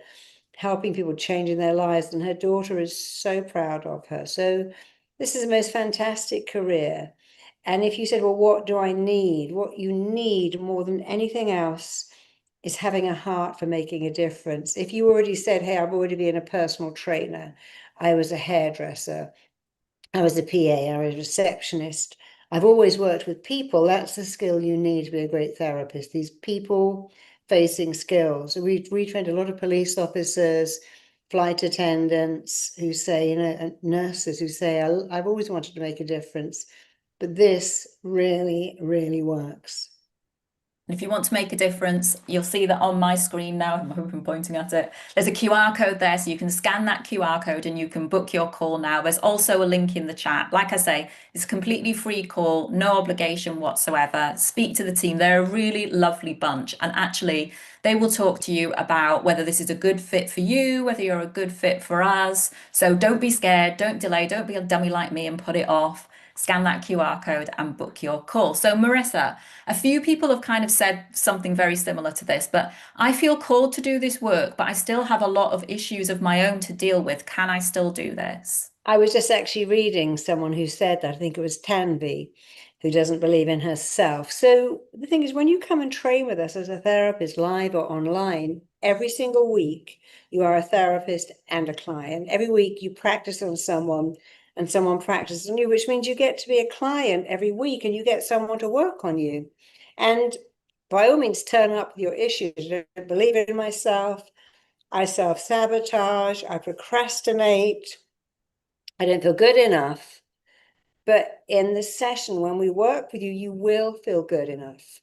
We will teach you to get rid of your old issues. Of course, people turn up with imposter syndrome, eating issues, drinking issues, smoking issues, self-sabotaging issues. But the therapy is so thorough and so profound that as you learn to fix other people, you will also get fixed because you'll be a client every single week. So I hope that helps you. Marissa Zita says, I have phases in my life where I believe things will work out and I'm positive and optimistic, but then I face a challenging situation one after the other and it becomes very difficult. I start losing faith that things will change for the better. What can I do to stay positive and faithful? Well, I think you need to find out why you're losing faith. Is that again that you don't believe it? You see, again, the proof making robot, when you say, I know this won't work out, I know this is too good to be true, I can't believe this is going to happen for me, then you're going to make that real because your thoughts start to create your reality. If you don't like your reality, go back and look at what do you believe? What do you expect? What do you think? Because our expectations, we actually make them what we think we begin to manifest. And manifesting is not about, oh, I'm going to manifest money falling out of the shower head. It's about really working on something because you never manifest what you want. You manifest what you really in here believe you're worth. And if you can change, you're worth it. So I created the I'm enough. If you can change your worth, I'm not worth it to I am. I'm not enough to I am. You can create everything. So to have a long, hard look at what do you really believe about you, and then ask yourself a question. Where do these beliefs come from? Who told me that? Is it true? And even if it's true for them, does it have to be true for me? And here's a question I love to ask. What would you have to believe about you to be successful? What would you have to believe about you to be not successful? Go ahead and answer that question. What would you have to believe about you to be successful? What would you have to not believe or believe to not have success? When you can answer those questions, you can see what you need to do and be to live a really successful life. Another question here. I'm not naturally confident or extroverted. Can quieter people still succeed in this work? Well, not every, I mean, quiet confidence is the nicest kind, the kind that radiates from your pores. A lot of extroverts are kind of pretending they're confident, but that quiet self-assuredness, like when you go to see a doctor and they go, you're in good hands, I'm going to fix you. Or someone comes to me and says, I've never been able to find love. I go, that's going to end today. Today we're going to end that and you're going to leave here. Not only will you find love, love will find you. And it is a quiet knowing that you're here to do good work and there's nothing better than helping people. But it's not bragging. People who brag are trying to convince you because they haven't actually convinced themselves. So that quiet inner confidence It's probably the best kind. Someone's asking how long is the program? So it's around 21 months in total, isn't it, Marissa? Yes. So the first, it is in stages. So the first kind of, I think 6 to 9 months is RTT. Then you do the rapid transformational coaching training, and then you do the practitioner upgrade and clinical hypnotherapist. But you can start earning money once you've done your RTT training, Marissa, after the first 6 months, can't you? Yes, definitely. So after you can start earning after 6 months. The first 6 months you do the RTT training, then you do the coaching, then you do the clinical. But after 6 months, you'll get your first certificate, and you can start seeing paying clients, and you can get insurance too. Okay. I've seen a couple of comments similar to this as well. I've tried therapy and personal development before and it hasn't lasted. Why is RTT any different? RTT means rapid transformational therapy, and all therapy is different. So some therapies is come in every week and talk about your problems, and we'll build a relationship. And some therapy says, I'm going to try and change the problem. But we do three things very specifically. We find the pattern, we understand it, and we change it all in one session. Find the pattern, understand it, change it. So let's go back to Stephen Bartlett. He couldn't understand why, with all his money, he couldn't stop eating chocolate. He couldn't understand why he lived in a mess. And in one session, he found that little boy who didn't have the money that other kids had. If he shoplifted chocolate, felt equal. So he found it. But then he had to understand it. Oh, that's why I can't say no to it today, because it makes me feel deprived. And then we changed it. Chocolate will always be there. You can have it every day for the rest of your life, but you're choosing not to have it. So it's the combination of three things. Find the pattern, make complete sense of it with the brain, and then have the brain let go of it forever. And not many therapies do. Some change the pattern, some find it, but none of them do what we do. Find it, get the brain to make sense, but get the brain to let it go. Amazing. And I think that was the big difference for me, Marissa, because over the years I tried all sorts to help with anxiety. I did CBT, I did talk therapy, and I always think that it works for a little while. I describe it as like the sticking plaster approach. It works for a while, but eventually that sticking plaster starts to wear off and the pain starts to shine through, and you're looking for the next emotional crutch. But with RTT, it's different because it goes to the root cause of the problem. So instead of treating just the symptoms of something, you're going to the root cause of that problem. And even having that understanding gives yourself the power to set yourself free from it. So, you kind of have that understanding. And then what we do is rewire and recode your mind to take you away from those poor habits of thought and habits of action and into more constructive patterns of thought and habits. So it really is truly transformational. Well, you've heard my story, and my story is not unusual either. And we're going to speak to Ashley in a little while, and she's going to tell you about her experience as well. So let me just see. Yeah, I saw a question which I thought was a good one. I love the idea. I know. What would you say to someone who feels this path is calling them, but they're terrified to trust it? Fear's holding them back. Well, there's always fear that holds you back, and fear means false expectations. Really, well, fear of being rejected holds you back from finding love.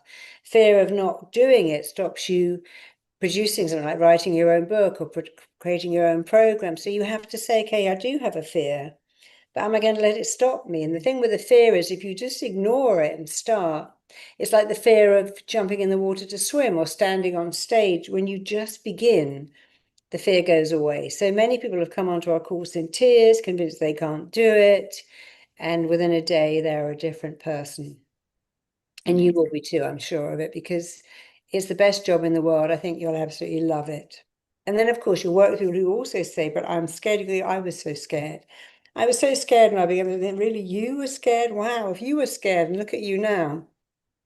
You see, people don't say, hey, have you got a therapist who's perfect? I want a perfect therapist with no problems, who's got a dream life to help me. They want to say, I want someone who's been through. If you said to AA, can I be a counselor? Only if you've had a problem with drinking. We only let people counsel if they've had a drink problem because they have empathy with alcoholics. If you haven't been an alcoholic, you can't be a counselor. I love that because they're saying your problems that you've overcome allow you to help others overcome theirs. And I always say that, Marissa, don't I? That I think your struggles and the things that you've overcome are actually your superpower as a therapist because you can relate to people. And when people know that you've been through what they're going through and come through the other side of it, I think that's your USP, isn't Of it? course, most definitely. Okay. Another question here. What happens if I go through the training and don't feel confident enough right away to work with clients? Can I practice on friends and family? Of course you can. And we will also find you students to practice on. So we will hold your hand until you're ready. We show you particularly how to work with friends and family. We give you students on the course to work with. We have a practice register for you. And then you'll be ready to work with paying clients. Okay.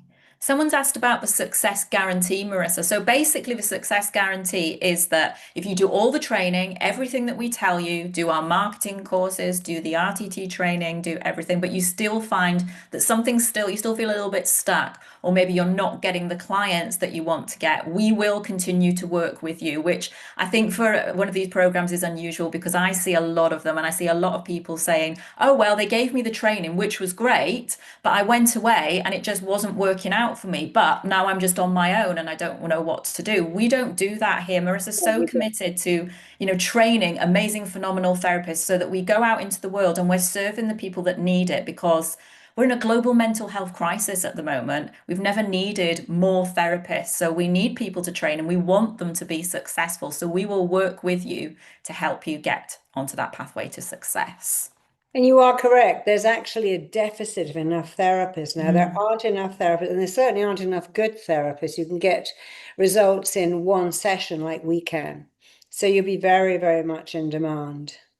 Okay. And But if you are go, thinking, go on, Elise, carry on. I was just gonna say, Marissa, I'm just jumping in there because I'm like, if you are thinking of training and you are thinking maybe I could do this and I want to do this, you can do this. Book that call, scan the QR code. The link is also in the chat because I know sometimes people watch this on phones and go, I can't scan the QR code, I've got my phone on. But book that call with our amazing team. They really will answer any question that you have. They're such a lovely, friendly bunch. Don't feel scared. Don't be like, oh, they're going to try and sell me something because they're absolutely not. Because we want you to do this if this is the right fit for you and the right fit for us. But we need you. And that's why Marissa's on this massive mission to recruit and train more therapists so that we are becoming the resolution to the problem that we have in the world right now. So don't feel worried. Don't feel scared. They're a brilliant team. Scan the QR code, click the link in the comments, and come and join our RTT I just saw a family. message from George saying, absolutely training this incredible method. I'm now able to change the lives of other people every day. So I think George just trained with me in Chelsea last Ah, month, and we did a session with him, and it was extraordinary to see how when you can use your pain to make other people better, it makes when you can say, I went through that, mhm. other people benefited, then it suddenly all makes sense. And I love that. So, George, I'm glad you're here and we love you very much. I know you're an amazing therapist. So, again, if you're interested, just go ahead and book a call. You're not bound at doing anything. And by the way, the law says we must. When you do online selling, you must get a 14-day money back guarantee. We offer you that, but legally, we couldn't not offer you that. Anything you buy online, you always have 14 days cooling off. So if you book a call and you sign up and then think, you know what, no, I'm not ready, you can cancel it and get your money back, no questions asked, because that is the law. But even if it wasn't, we would honor that because it's just come out of my mouth. You have a 14-day money back guarantee from not from the day you call, but from the day you sign up. So please don't, we're going to be talked into something that you can't reverse out of. We don't do that. We don't want people to come on the course that aren't right. We want to make sure, are you right for us? And are we right for you? Have you got what it takes? Can we install that in you? Somebody called me ages ago and said, hey, I've just lost custody of my children. I'd like to be a therapist. And I said, I'm really sorry. There's just no way I could train someone who's lost custody of their children. That seemed just so odd to me that she wasn't fighting for them, but she thought she'd be a therapist instead. So we do say to them, as you know. In fact, somebody put up a post saying that Marissa Peer wouldn't let me on her course because I've got mental health issues. And I said, well, of course I wouldn't let you on the course. I'm very sorry, but you can't be a therapist with mental health issues. It's not fair to your clients. It's absolutely wrong. But if you can get over them, we'd love to have you. But while you have extreme mental health issues, if you have extreme depression or anxiety, it wouldn't be fair to your clients. So we do say no to some people, not many. And with someone like that, we say, look, fine, we'll give you an RTT therapist, get better, and then of course you can come and train with us. So we don't take everybody. It's not right for everyone, but it probably will be right for you. So book a call and find out if you can change. And of course, the lovely thing is when you change someone else's life, guess what? You change your own Elisa's life, George's life, Ashley, who's coming up to life, my life. My life was changed beyond measure by changing the lives and changing other people's lives. I changed my own. In fact, you cannot change the lives of other people without changing your own life in the process. It just isn't possible. That's why this is the best job in the whole world. And it's Exactly. not hard, it's just unfamiliar. Marissa, just a couple more questions before we invite Ashley on. Okay. What kind of client issues can I handle after completing the program? Well, obviously, very simple things like nail biting, stopping smoking, bedwetting, fear of heights, fear of elevators, fear of bees, insomnia, all the classic stuff that you can fix in one session. And of course, a lot of addictions, food addiction, smoking addiction, drinking addiction, gambling addiction. Now we have this new screen time addiction. So fears and phobias. The only thing we'd say you shouldn't work on is acute depression. You can deal with stress and low mood, but if someone was bipolar, we'd ask you to wait until you've had 3 to 6 months under your belt before you dealt with that. But pretty much everything and anything, infertility, nightmares, you name it, we're very good at it. Amazing. Merv has said, I really want to join. Do you guys have any loans or any payment plans so I can pay back when I graduate? My advice is scan the QR code, book your call, speak to the team. They'll take you through absolutely everything. We do payment plans. They'll talk you through everything so that it fits with you and fits with your life. So absolutely just speak to the team. They're so lovely. They're so amazing. Like I say, they will answer all of your questions. But yes, just book that call. What have you got to lose? You've got nothing to lose. Call is completely free. So jump on and speak to them. And just one final question, Marissa. So there's probably quite a few people here today who maybe haven't booked their call yet because they're thinking, oh, I really like to do this, but something's stopping me. What would your advice be, or what would your final words be for those people who are sitting on the fence at the moment? Well, you have a brilliant brain. You can talk yourself into or out of anything. You talk yourself into, I'll do it later, I'll do it next time. And then, like Lee says, her biggest regret is she waited 3 years. So don't wait, just make a call. You have nothing to lose and everything to gain. You're not legally bound by anything at all. So don't let those old blocking thoughts and limiting beliefs hold you back. Do it now.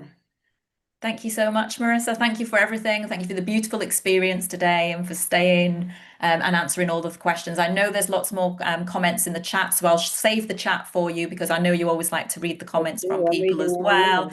now. Marissa, before you do go, actually, a couple of people asked about the release of the book in the US and when Your Mind, Your Rules is going to be available. Yes, it was supposed to be released on April the 9th, sorry, July the 9th, and I've just heard they've moved it to November the 17th. Well, my publisher Penguin are pushing to get it out sooner. You can buy the audio version and the Kindle version now, but the actual hardback book, I have no idea why they've moved the date. Maybe they want that Christmas market. We are pushing, so somewhere between August and November the 9th, it will be out. We're just hoping it'll be sooner. But if you're in America and you want it, get the Kindle version, get the audio version, and then you can buy the hardback later because it is a great book. It will change your life just by reading it. Thank you so much. And thank you for everything today, Marissa. It's been You're amazing. It's welcome. always a treat when you do Well, these. I'm going But to stay on and listen to Ashley because I really want to hear her story. So let's do that now. fantastic. So, yes, I would love to introduce the wonderful Ashley Howard, who is one of our inner belief therapists who does amazing work and has an absolutely amazing backstory as well. So, I'm going to bring her on because I think I did mention earlier my story is not unusual. So many people in the RTT family have gone through struggles in their life and overcome adversity to go on to be amazing therapists, and Ashley is one of those. So, Ashley, I'd like to welcome you in. Here she is, all the way from San Hello. Francisco, but she's a UK gal. I am a UK girl. We're a bit biased right now, but yes, I came from Cheshire in England, for all those people in the UK, and now was in San Francisco, now live in the beautiful countryside of Sonoma, which is where Napa. So I'm in wine country, and it's got these Beautiful. soft rolling hills and agriculture, which is very similar to Cheshire. It's funny how we sometimes go back to where we originally started, but we're changed. We're It not is. the same. Exactly. No, love that. So Ashley, tell me a little bit about your journey before RTT and how it came into your life, because you told me, we spoke last week and you told me a little bit about your journey, and you've gone through the ringer at various points in your life. So tell me a little bit about your past and your journey before RTT. Before, yes, growing up in a challenging environment with an alcoholic father and a mother who was emotionally unavailable. So I was abused by my father, a lot of unpredictability, a lot of fear and anxiety that started at such a young age, probably in the womb. So a lot of conflict, uncertainty, and fear, which created a anxious child, never knowing what was happening, and probably a belief started very young age. I'm not good enough. These people aren't taking care of my needs. I'm not worthy of their love. So you can start to see the imprint of where you carry this through your life. And then, which created that hyper awareness, kind of that relentless people pleasing. If I do all of these things for my parents, my brother, for everybody, then I'll be loved. And at the end of the day, you're just kind of empty and exhausted because you've got all of that output and not a lot of receptivity back. You're not receiving a lot. So you just feel worthless, hopeless, and basically unworthy, right? So it's a struggle. And then school was challenging. Do you want me to keep going? Yeah, keep School was going. challenging. School was challenging because I'm dyslexic, terribly dyslexic. And my mother was a teacher, and I struggled through school, and she didn't tell me. So at 16, I left high school because I was just really crippled. I was in special education classes, feeling very frustrated, knowing I had this brilliant brain, this very special brain, but I've been told that I would never amount to anything. The best thing I could do, now this was in the 80s, was to either go on the dole, get pregnant, imagine that, and or work in the pill factory, or just get married and be done with it. I really didn't have the skills, and I would never go to college. But in my head, that voice inside of me said, I won't say it, but F you, I'm going to do it, and just watch me. So I went to a community college where I did English, and my English teacher came to me and said, you know, you're not stupid. You're dyslexic. And I didn't know what that meant. I said, what do you mean I'm dyslexic? What does that mean? And she said, Ashley, isn't your mother a teacher? Because it was a small town in Cheshire. And I said, yes. She said, very shocked. So she gave her a call and said, well, you know, Ashley needs to get tested in order to take the what is it? I can't remember the name of it, but anyways, the O levels, A levels, and CE, whatever it is. And so then, GCSEs, actually, thank you, GCSEs. thank you. And so I had to go through the testing, and then I actually applied to go to art college, did my foundation, and it's going to make me cry. Ooh. And I went to university in Nottingham and got a degree in art and drama. And then I went to Japan to teach English. It's What? amazing. Wow. To CEOs in Tokyo, because they were trying to be the lead for the semiconductor, which is, as we know, is in all of our computers now. So they were in competition with China and Korea. So I stayed for 2 years and then met an American who brought me to Yosemite in California. So I lived in Yosemite for a while and then eventually came to San Francisco. So that's the backstory of the struggles. Also, But as a teenager, there was a particular yeah, traumatic point in your life though, wasn't it? Where actually you started to think everything came together, didn't it? You suddenly realized that there was something in your life that you needed to fix, but it was very traumatic, wasn't it? So tell me a little right. bit more about that. Yeah, so struggling as a teenager with first being overweight, eating my emotions, and then the other extreme, anorexia, to try and control everything because of my childhood and upbringing. I was in sales in San Francisco in technology, and I'd gone into sales training. And I was walking the streets later at night and got mugged by two men with guns that pointed at my head. They didn't say anything. They wore balaclavas with slits for eyes. I couldn't even see obviously, the police wanted to identify them. I said, I don't know. So I screamed, help, and they banged me on my head here. I lost a tooth and I have a scar here. I fell to the ground. And then weeks later, I was at a music show and still had scars and what have you. And I got the post-traumatic stress disassociation. So my body went hot and cold at the same time. And the music just went woo, woo, woo, woo, woo, and everything went black and white. And I thought, oh, I am having a disassociation. So I started to shout out loud, you are not taking my life. You're not taking my mind. You're not taking my body. And my friends were like, oh my God, what's going on? And I said, so that was kind of a trigger that I can do something about this. But obviously, I needed so much more help because I was traumatized. I went to talk therapy, that wasn't working, a little bit of EMDR, and then eventually saw, just like yourself, something on, I think it was Facebook, and Marissa, and I was just like, this makes sense. All these things were just triggering my head. This is what I'm talking about, but this made sense.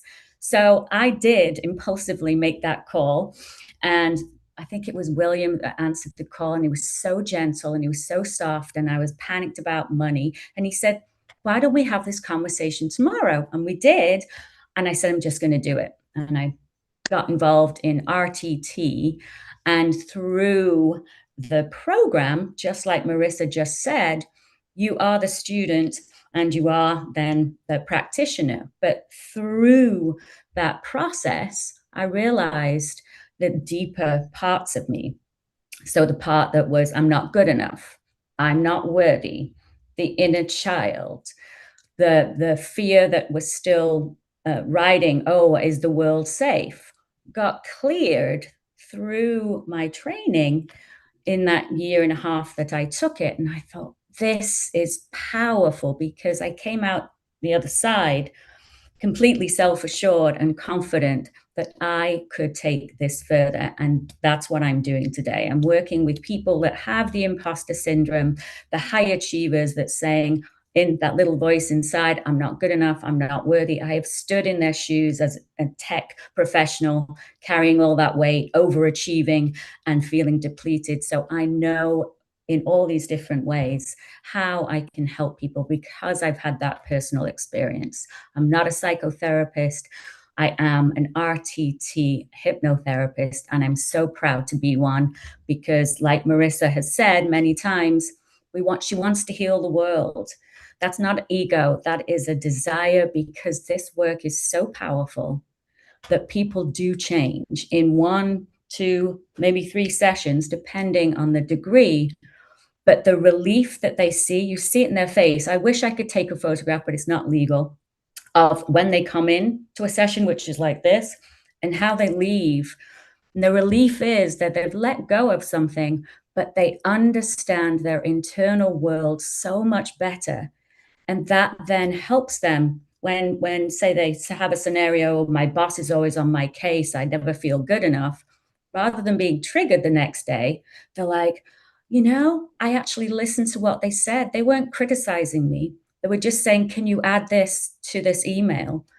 And I could then go, oh, that was my trigger. That was that little part of me, that little person that was saying, I need to be seen, heard, loved, and appreciated.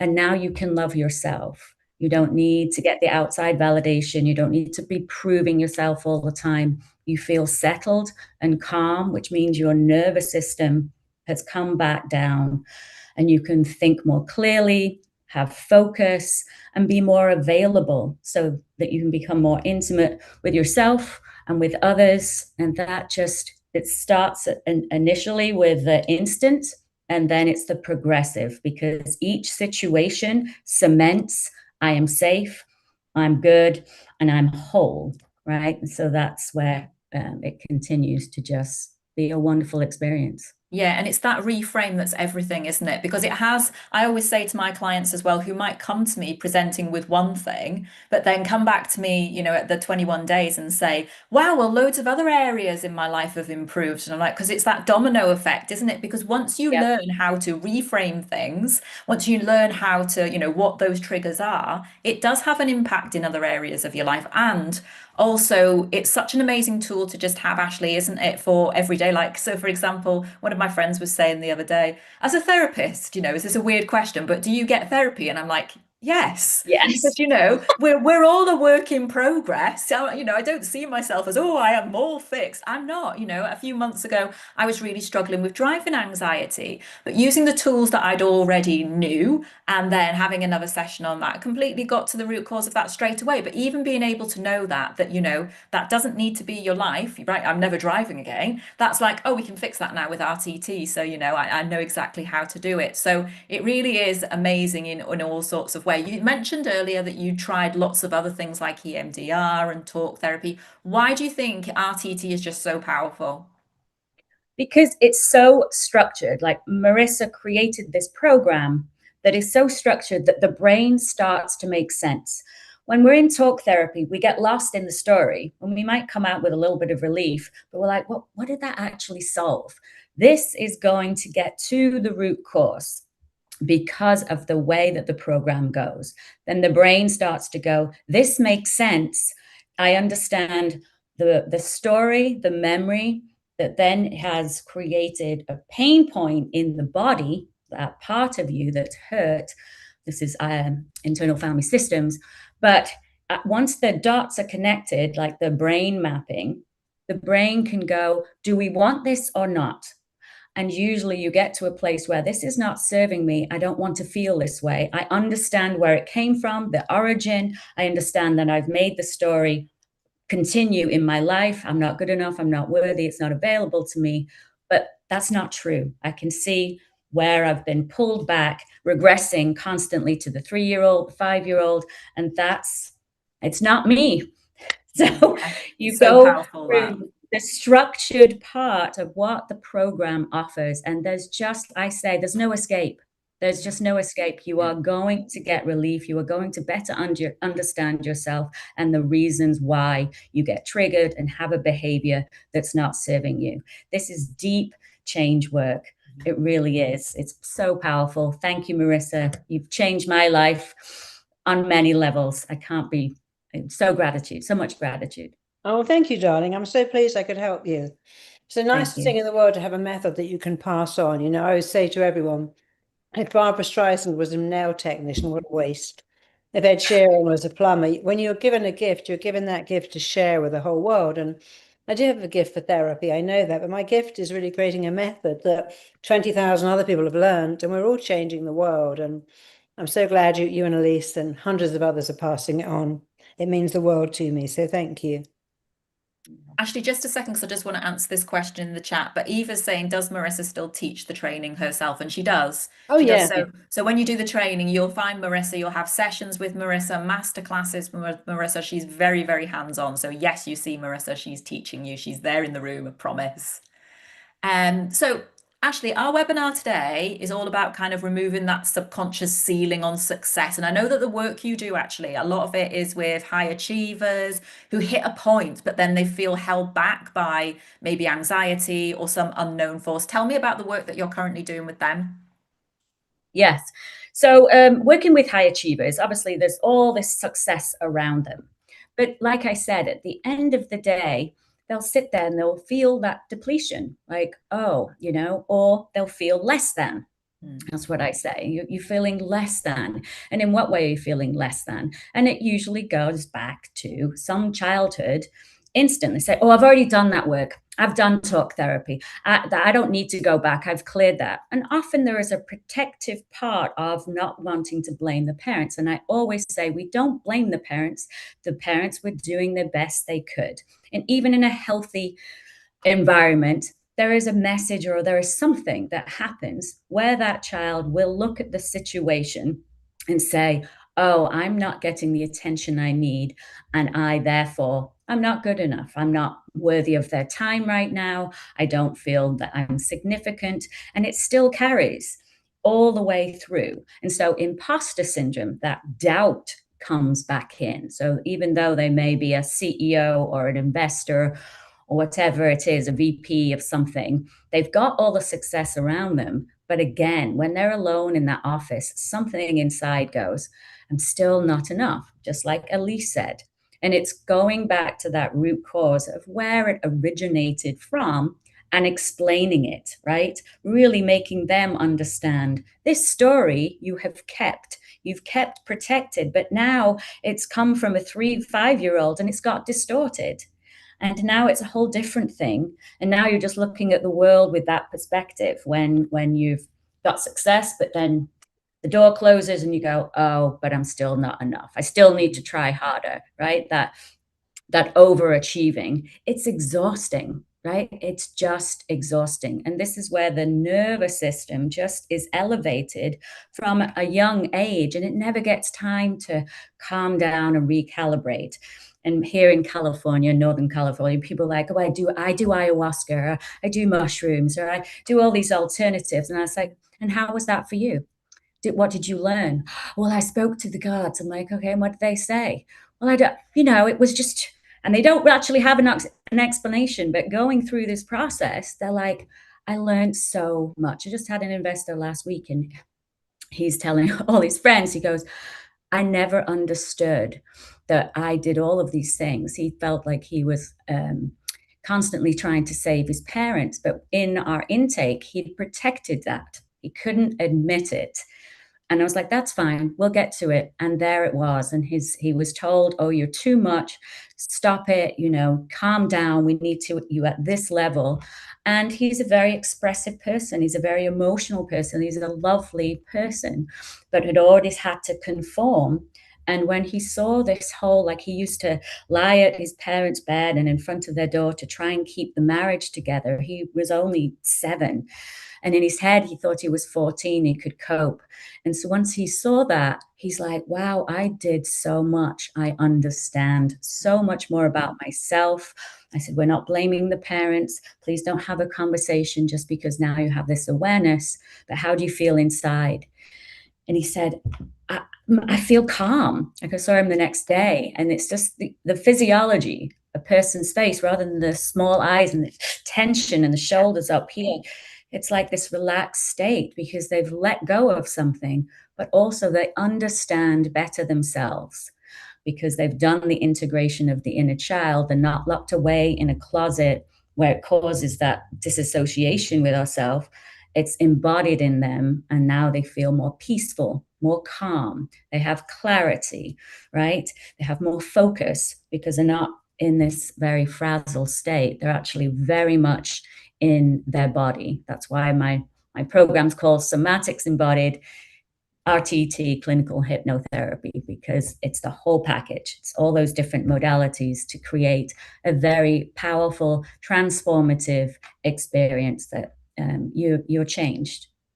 Love For that. sure. Absolutely love that, Ashley. Tell me a bit then about how life has changed since becoming an RTT therapist. So you went from a corporate background to now living the life purpose, exactly the same as me. Tell me what life as a therapist is like day to day for you now.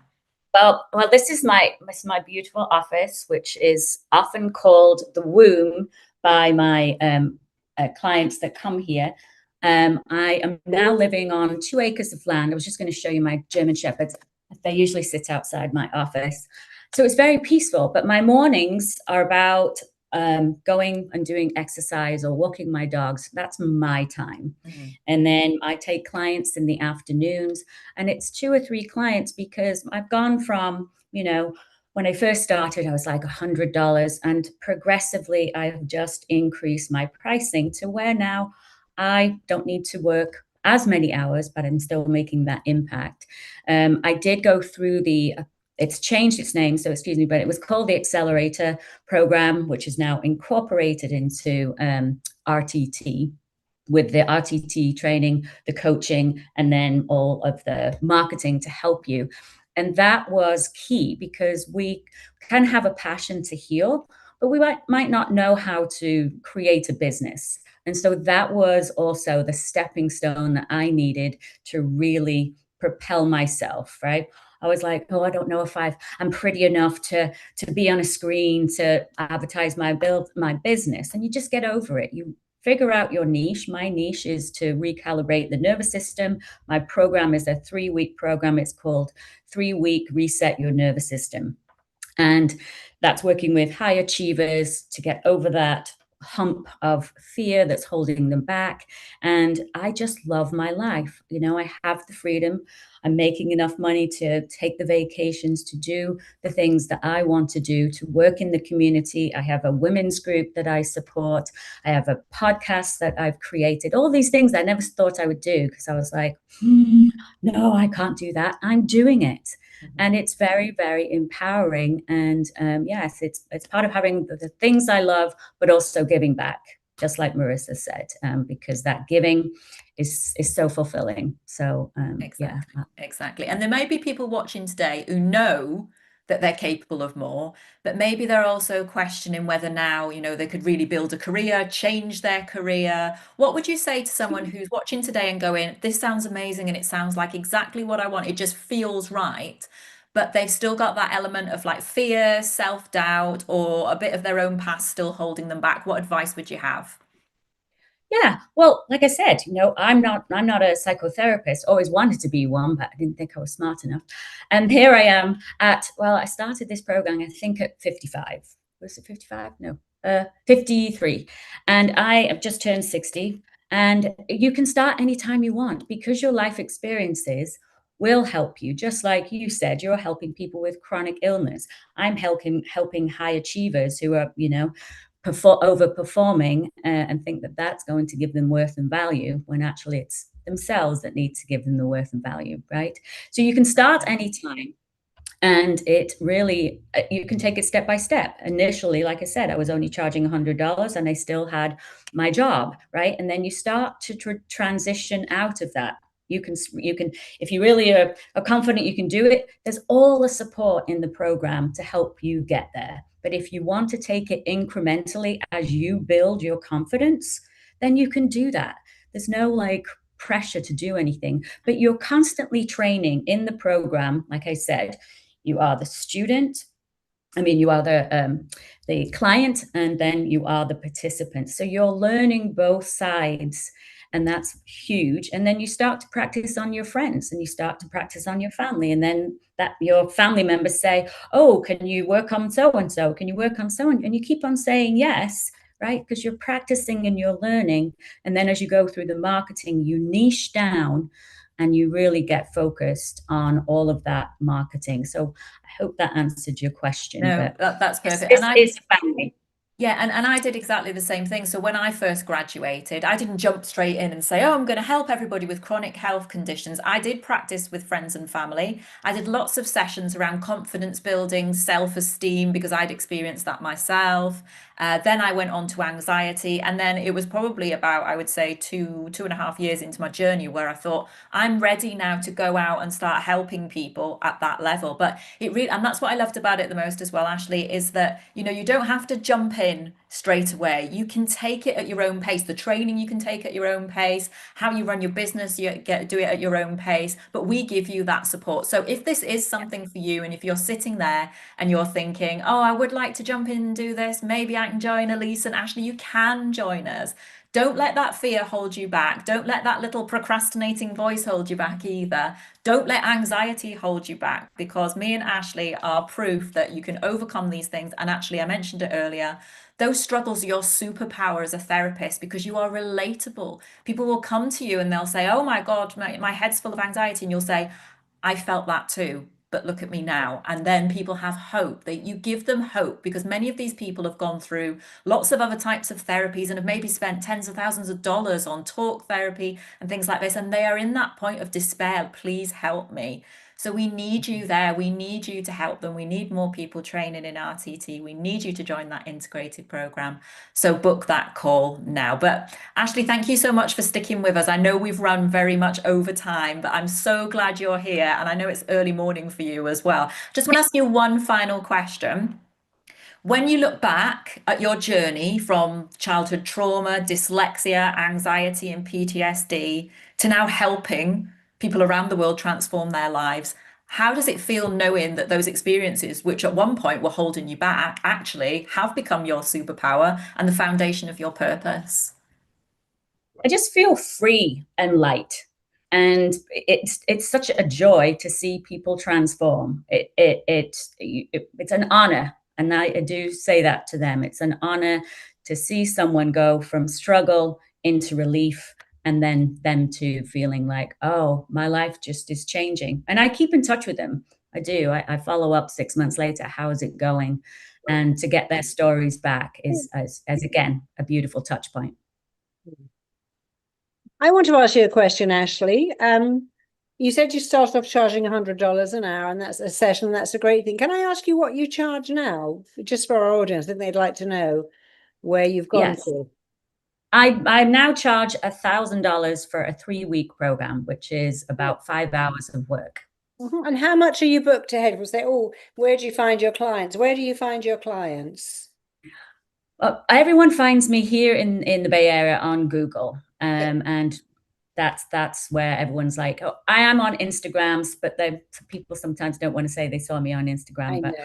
And have you given up your other job? Are you totally full time now with RTT? oh yes, I've been like this for 4 years. And have you Yes. got enough clients to make? Do you? Because people say, "What if I can't find any clients?" Are you booked all the time? Yeah, and because I get referrals from the people who've had the Of course, experience. It just is a ripple effect. I Yeah. know. Once you understand yourself and your messaging is very clear, then so LinkedIn is an amazing place, Instagram, Facebook, and then a Google page is always good. And then And a of course, website. Ashley's career, we help you. Who is your client? Where are they? What do they need? We help you with pricing, pitching. We help you with your messaging. We help you with everything. And I bet your clients always say, "This is the best money I've ever spent." People say to me, "This is the best money I've ever spent. I would have paid you more." I've said one of our therapists told me last year that a client paid her and then paid her again. She said, "You didn't charge me enough." He said, "I would have paid 10 times that much." So he paid her again. People always say, "This is the best money I've ever spent in my life." No one ever says it's a bit expensive, because we give people freedom and empowerment. We change people's lives. So no one ever says it's a waste of money. They always say I would have paid more. I would have paid double. In fact, I was working with a footballer recently, and I think I said to him, it's $6,000. And he thought I said 60,000. He said, "Oh, I would have paid 60,000. I said, "No, darling, it's only 60." He said, "I would have paid 60. And I loved that. It was $6,000. I would have paid 60,000. I liked that. He said, I worked with the Wigan football team, and they said, "We would have paid you anything for what you did to us. You got us in the Premier League." When I help people who can't get pregnant, I met someone on my course who spent $100,000 on IVF. Her name is Amanda. Nothing else. She spent $10 on my book and was pregnant at 47 naturally, is having a second baby now. And she said, "I spent all that money on IVF. It's a rich woman's thing. A lot of people haven't got that money. But one session with you via your book, and I was pregnant straight away." So what we create is tremendous value. And we don't want you to undersell yourself, because people really recognize the value we give. And that's a wonderful thing. No, it really is. And Ashley, as well, you kind of like changed this. Did you say you did the training when you were around 55? Yeah. Because a lot of people we see on these calls go, "Oh, I feel like I'm too old. I'm like 45, I'm 50. I'm too old to do this." You're never too old to change that career pathway, are you? But No, also because you for have. a person, therapy is one of the few careers where the older you are, the more wise. Nobody's going to a therapist at 22. Yeah. They want someone older to go, "Oh, you've had some experience. You got divorced. You brought up some challenging kids. You married an idiot too, and then moved on and had a great life." So it's one of the rare careers where the older that you are, the wiser you're seen. It's one of the rare careers as a parent where you can work totally around your kids with no boss.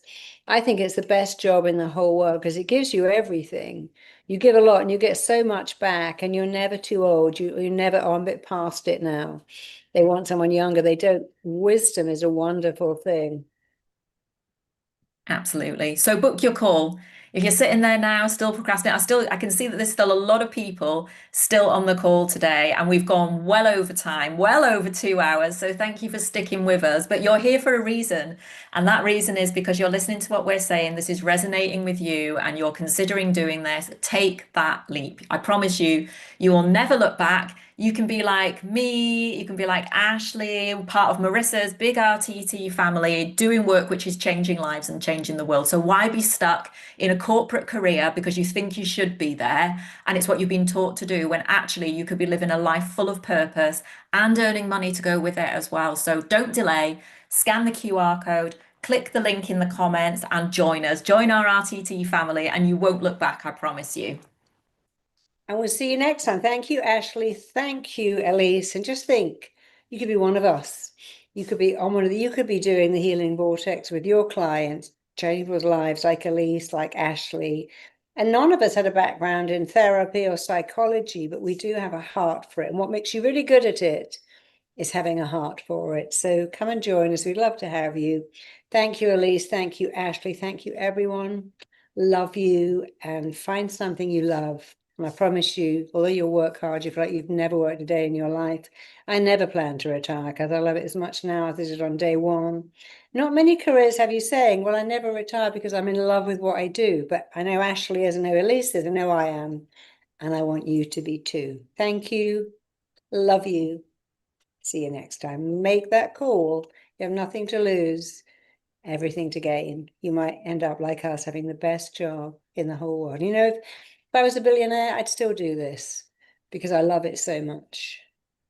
Thank you so much, Marissa. And thank you so much, Ashley. So appreciate you being here today and just sharing your story so openly, so raw, so real. I think it's so important that we get that story out there, that we tell people that the struggles can become our superpowers as therapists. So thank you so much. Can I just Don't ask go away, one guys. question very quickly? Because there is one, somebody said, how can we help those who have no money, who need it the most, if we just keep raising our rates? But I'm sure Ashley and Elise, I mean, we all do pro bono work. Yeah. I work in the school system. Of course, I have people who have no money, and I see them. Some of my clients are so worth it. I let people say, if you want to create a fund for my clients without money, you can do that, and they do. But we all do pro bono work. We don't just say we only work with the rich, and we work with everybody. I'm so lucky that I've been so successful as a therapist. I go into the school system, give them all my talent free of charge. So I charge enough with my clients who have money that I can see people with no money and do pro bono work, especially children or women in women and baby units or people who've been abused. And I know almost all my therapists do pro bono work because they earn enough that they can and because it's the right thing to do. Yeah, absolutely. And Marissa, you give so much away as well through your YouTube channel, through all the work that you do on social media, through the webinar hosting, through everything. You just give so much away and give so much back that, so if you are thinking, oh, well, I'd like to do this, but I haven't got the funds right now, check out Marissa's YouTube channel because there's so much on there. That was really the sort of basis of me going on my healing journey, just binge watching all of that content over there. So check out Marissa's resources as well. And if you go to marissapeer.com gifts, marissapeer.com/gifts, we have free audios on money blocks, love blocks, health blocks. They're all free. So go to Free marissapeer.com/gifts. gifts. Take whatever you want. Yeah, /free gifts. So yeah, I jump on there as is it well. free gifts? I thought it was just gifts anyway. Yeah. If you jump on there, you can choose. I think Okay. Marissa's got 4 different things there. So yes, jump on there, get those resources. But thank you. I just want to say thank you to everybody. Thank you again to Ashley. Thank you to Marissa. But thank you to everybody in the audience as well who have stuck with us through this mammoth session today. But we hope that you have taken away something massive from it, whether it's just enjoying the wonderful experience with Marissa, whether it's hearing our stories and thinking, well, maybe I could do this too. You can, by the way.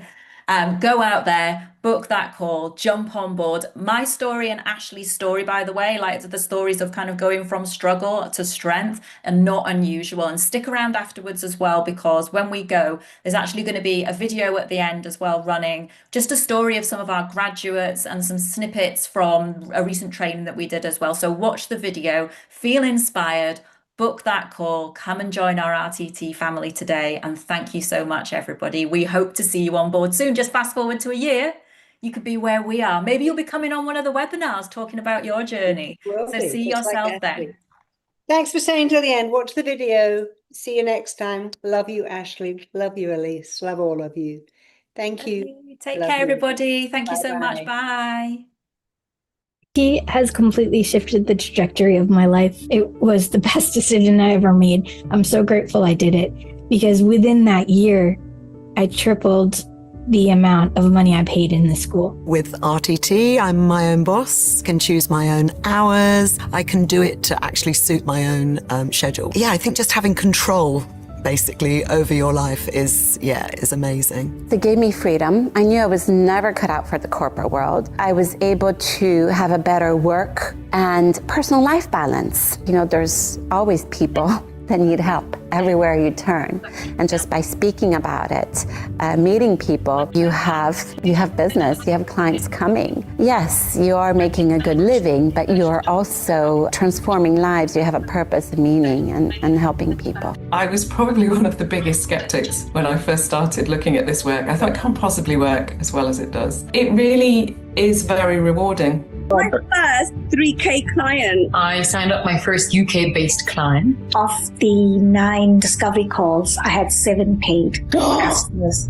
Oh my God! Oh. Before I became an RTT therapist, I had 27 years in corporate IT. If you'd have told me I would have ended up being a therapist, I would have laughed in your face because it just wasn't on my radar. Suffered a little bit from imposter syndrome, starting something completely new. Then my business for the next kind of 3 years was literally on referrals, and I built a full-time income fairly quickly from it too. Rapid transformational therapy has given me a tool that really opens up the doorways to being able to do absolutely anything I could ever want to do, to engage with interesting people, to have a massive impact on people's lives. Each day I wake up and I'll do a little work in the office, then have lunch, take the dogs to a park, come back home, then maybe do an RTT session or coaching session. It's a really beautiful flow for my life. With all the tools that I learned, I fell in love with the results that I was already seeing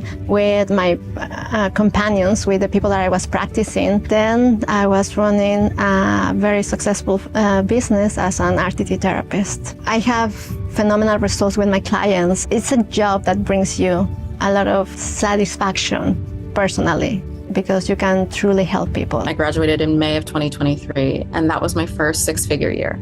I didn't ever know, honestly, if I was going to get there. It was great, right, that to reach that milestone, but it was also about the way that I was doing it and the results that I was helping my clients achieve through RTT.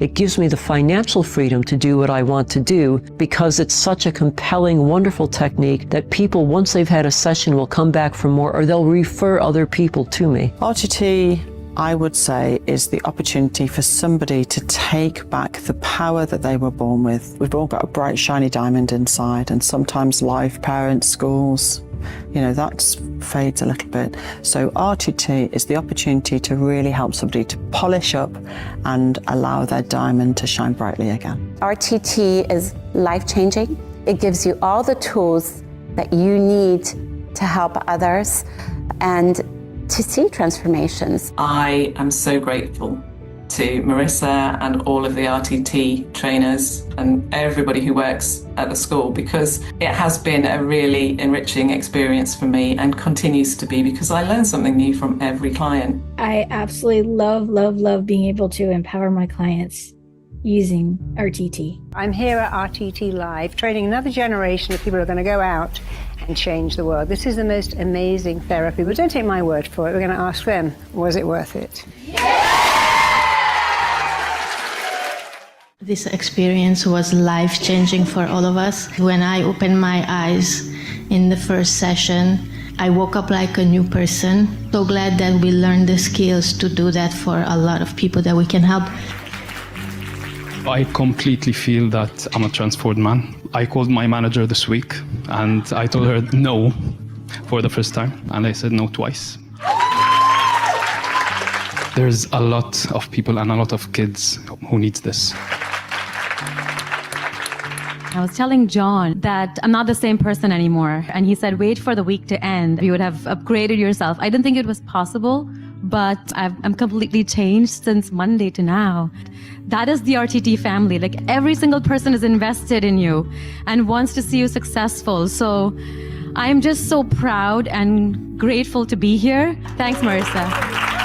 A lot of us here are seekers, right? We've sort of lived our entire lives, certainly all our adult lives, seeking out answers. And we know that there's something more, but we can't quite put our finger on it. I've done Reiki and I've done this therapy and I've done that therapy and I've been working on myself. And then you come here and miracles just come standard. Thank you so much. Thank you. When I first somehow came across your I'm Enough program, my life never been the same. And standing here today, it proves it. I love you and thank you with all my heart.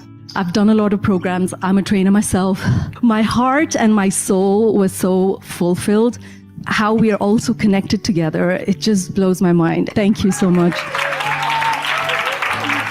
I felt very lost until one day I still remember that YouTube ads. What would your life look like if you are a rapid transformational therapist? So I signed up and it literally changed my life. Thank you so much, Marissa.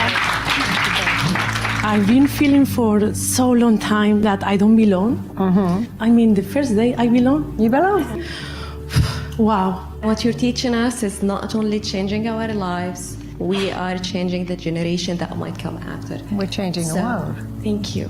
I'm so happy that you don't gatekeep this gift, because life in the world's going to be better because of you. And you. Thank you very much. Thank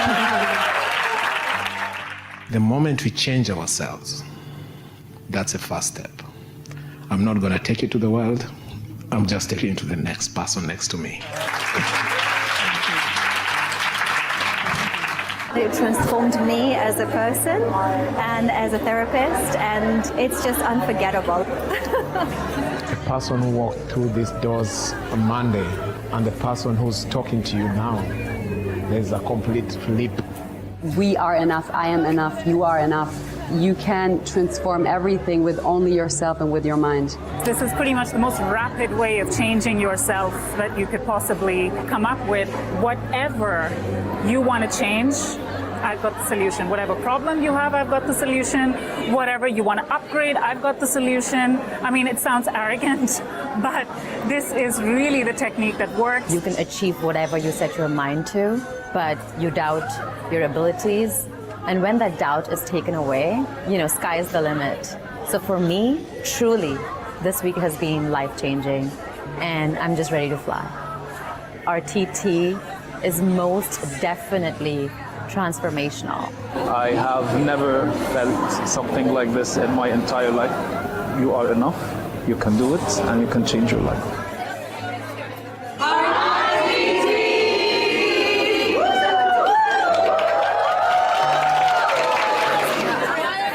My daughter asked me to work with her. And I said, of course, you do know I'm going to be the big source of all the problems. I know it too.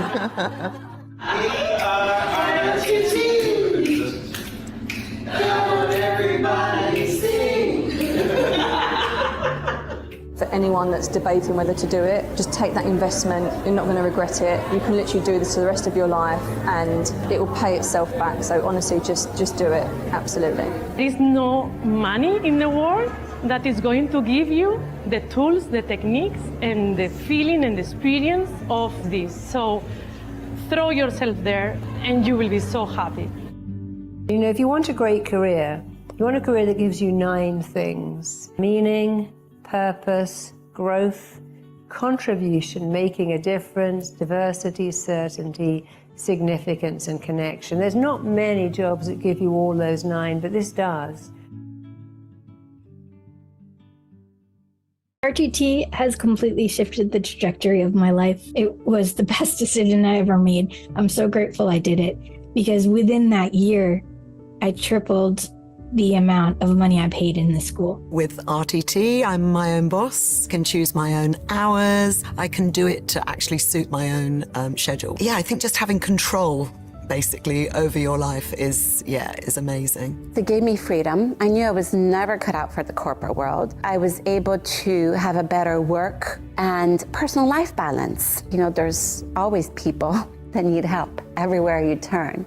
And just by speaking about it, meeting people, you have business, you have clients coming. Yes, you are making a good living, but you are also transforming lives. You have a purpose, meaning, and helping people. I was probably one of the biggest skeptics when I first started looking at this work. I thought it can't possibly work as well as it does. It really is very rewarding. My first 3K client. I signed up my first UK-based client. Of the 9 discovery calls, I had 7 paid customers. Oh my God! Yeah. Before I became an RTT therapist, I had 27 years in corporate IT. If you'd have told me I would have ended up being a therapist, I would have laughed in your face because it just wasn't on my radar. Suffered a little bit from imposter syndrome, starting something completely new. Then my business for the next kind of 3 years was literally on referrals, and I built a full-time income fairly quickly from it too. Rapid transformational therapy has given me a tool that really opens up the doorways to being able to do absolutely anything I could ever want to do, to engage with interesting people, to have a massive impact on people's lives. Each day I wake up and I'll do a little work in the office, then have lunch, take the dogs to a park, come back home, then maybe do an RTT session or coaching session. It's a really beautiful flow for my life. With all the tools that I learned, I fell in love with the results that I was already seeing with my companions, with the people that I was practicing. Then I was running a very successful business as an RTT therapist. I have phenomenal results with my clients. It's a job that brings you a lot of satisfaction personally, because you can truly help people. I graduated in May of 2023, and that was my first 6-figure year. I didn't ever know, honestly, if I was going to get there. It was great, right, that to reach that milestone, but it was also about the way that I was doing it and the results that I was helping my clients achieve through RTT. It gives me the financial freedom to do what I want to do because it's such a compelling, wonderful technique that people, once they've had a session, will come back for more, or they'll refer other people to me. RTT, I would say, is the opportunity for somebody to take back the power that they were born with. We've all got a bright, shiny diamond inside, and sometimes life, parents, schools, that fades a little bit. So RTT is the opportunity to really help somebody to polish up and allow their diamond to shine brightly again. RTT is life-changing. It gives you all the tools that you need to help others and to see transformations. I am so grateful to Marissa and all of the RTT trainers and everybody who works at the school, because it has been a really enriching experience for me and continues to be, because I learn something new from every client. I absolutely love being able to empower my clients using RTT. I'm here at RTT Live, training another generation of people who are going to go out and change the world. This is the most amazing therapy, but don't take my word for it. We're going to ask them, was it worth it? This experience was life-changing for all of us. When I opened my eyes in the first session, I woke up like a new person. So glad that we learned the skills to do that for a lot of people that we can help. I completely feel that I'm a transformed man. I called my manager this week and I told her no for the first time, and I said no twice. There's a lot of people and a lot of kids who need this. I was telling John that I'm not the same person anymore. And he said, wait for the week to end. You would have upgraded yourself. I didn't think it was possible, but I'm completely changed since Monday to now. That is the RTT family. Like, every single person is invested in you and wants to see you successful. So I'm just so proud and grateful to be here. Thanks, Marissa. A lot of us here are seekers, right? We've sort of lived our entire lives, certainly all our adult lives, seeking out answers. And we know that there's something more, but we can't quite put our finger on it. I've done Reiki, and I've done this therapy, and I've done that therapy, and I've been working on myself. And then you come here, and miracles just come standard. Thank you so much. Thank you. When I first somehow came across your I'm Enough program, my life never been the same. And standing here today, it proves it. I love you and thank you with all my heart. I've done a lot of programs. I'm a trainer myself. My heart and my soul was so fulfilled. How we are also connected together, it just blows my mind. Thank you so much. I felt very lost until one day I still remember that YouTube ads. What would your life look like if you are a rapid transformational therapist? So I signed up and it literally changed my life. Thank you so much, Marisa. I've been feeling for so long time that I don't belong. I mean, the first day I belong. You belong. Wow. What you're teaching us is not only changing our lives, we are changing the generation that might come after. We're changing the world. Thank you. I'm so happy that you don't gatekeep this gift, because life in the world's going to be better because of you. And you. Thank you very much. Thank you. The moment we change ourselves, that's a first step. I'm not going to take you to the world. I'm just taking you to the next person next to me. It transformed me as a person and as a therapist, and it's just unforgettable. The person who walked through these doors on Monday and the person who's talking to you now, there's a complete flip. We are enough, I am enough, you are enough. You can transform everything with only yourself and with your mind. This is pretty much the most rapid way of changing yourself that you could possibly come up with. Whatever you want to change, I've got the solution. Whatever problem you have, I've got the solution. Whatever you want to upgrade, I've got the solution. I mean, it sounds arrogant, but this is really the technique that works. You can achieve whatever you set your mind to, but you doubt your abilities. And when that doubt is taken away, sky is the limit. So for me, truly, this week has been life-changing, and I'm just ready to fly. RTT is most definitely transformational. I have never felt something like this in my entire life. You are enough, you can do it, and you can change your life.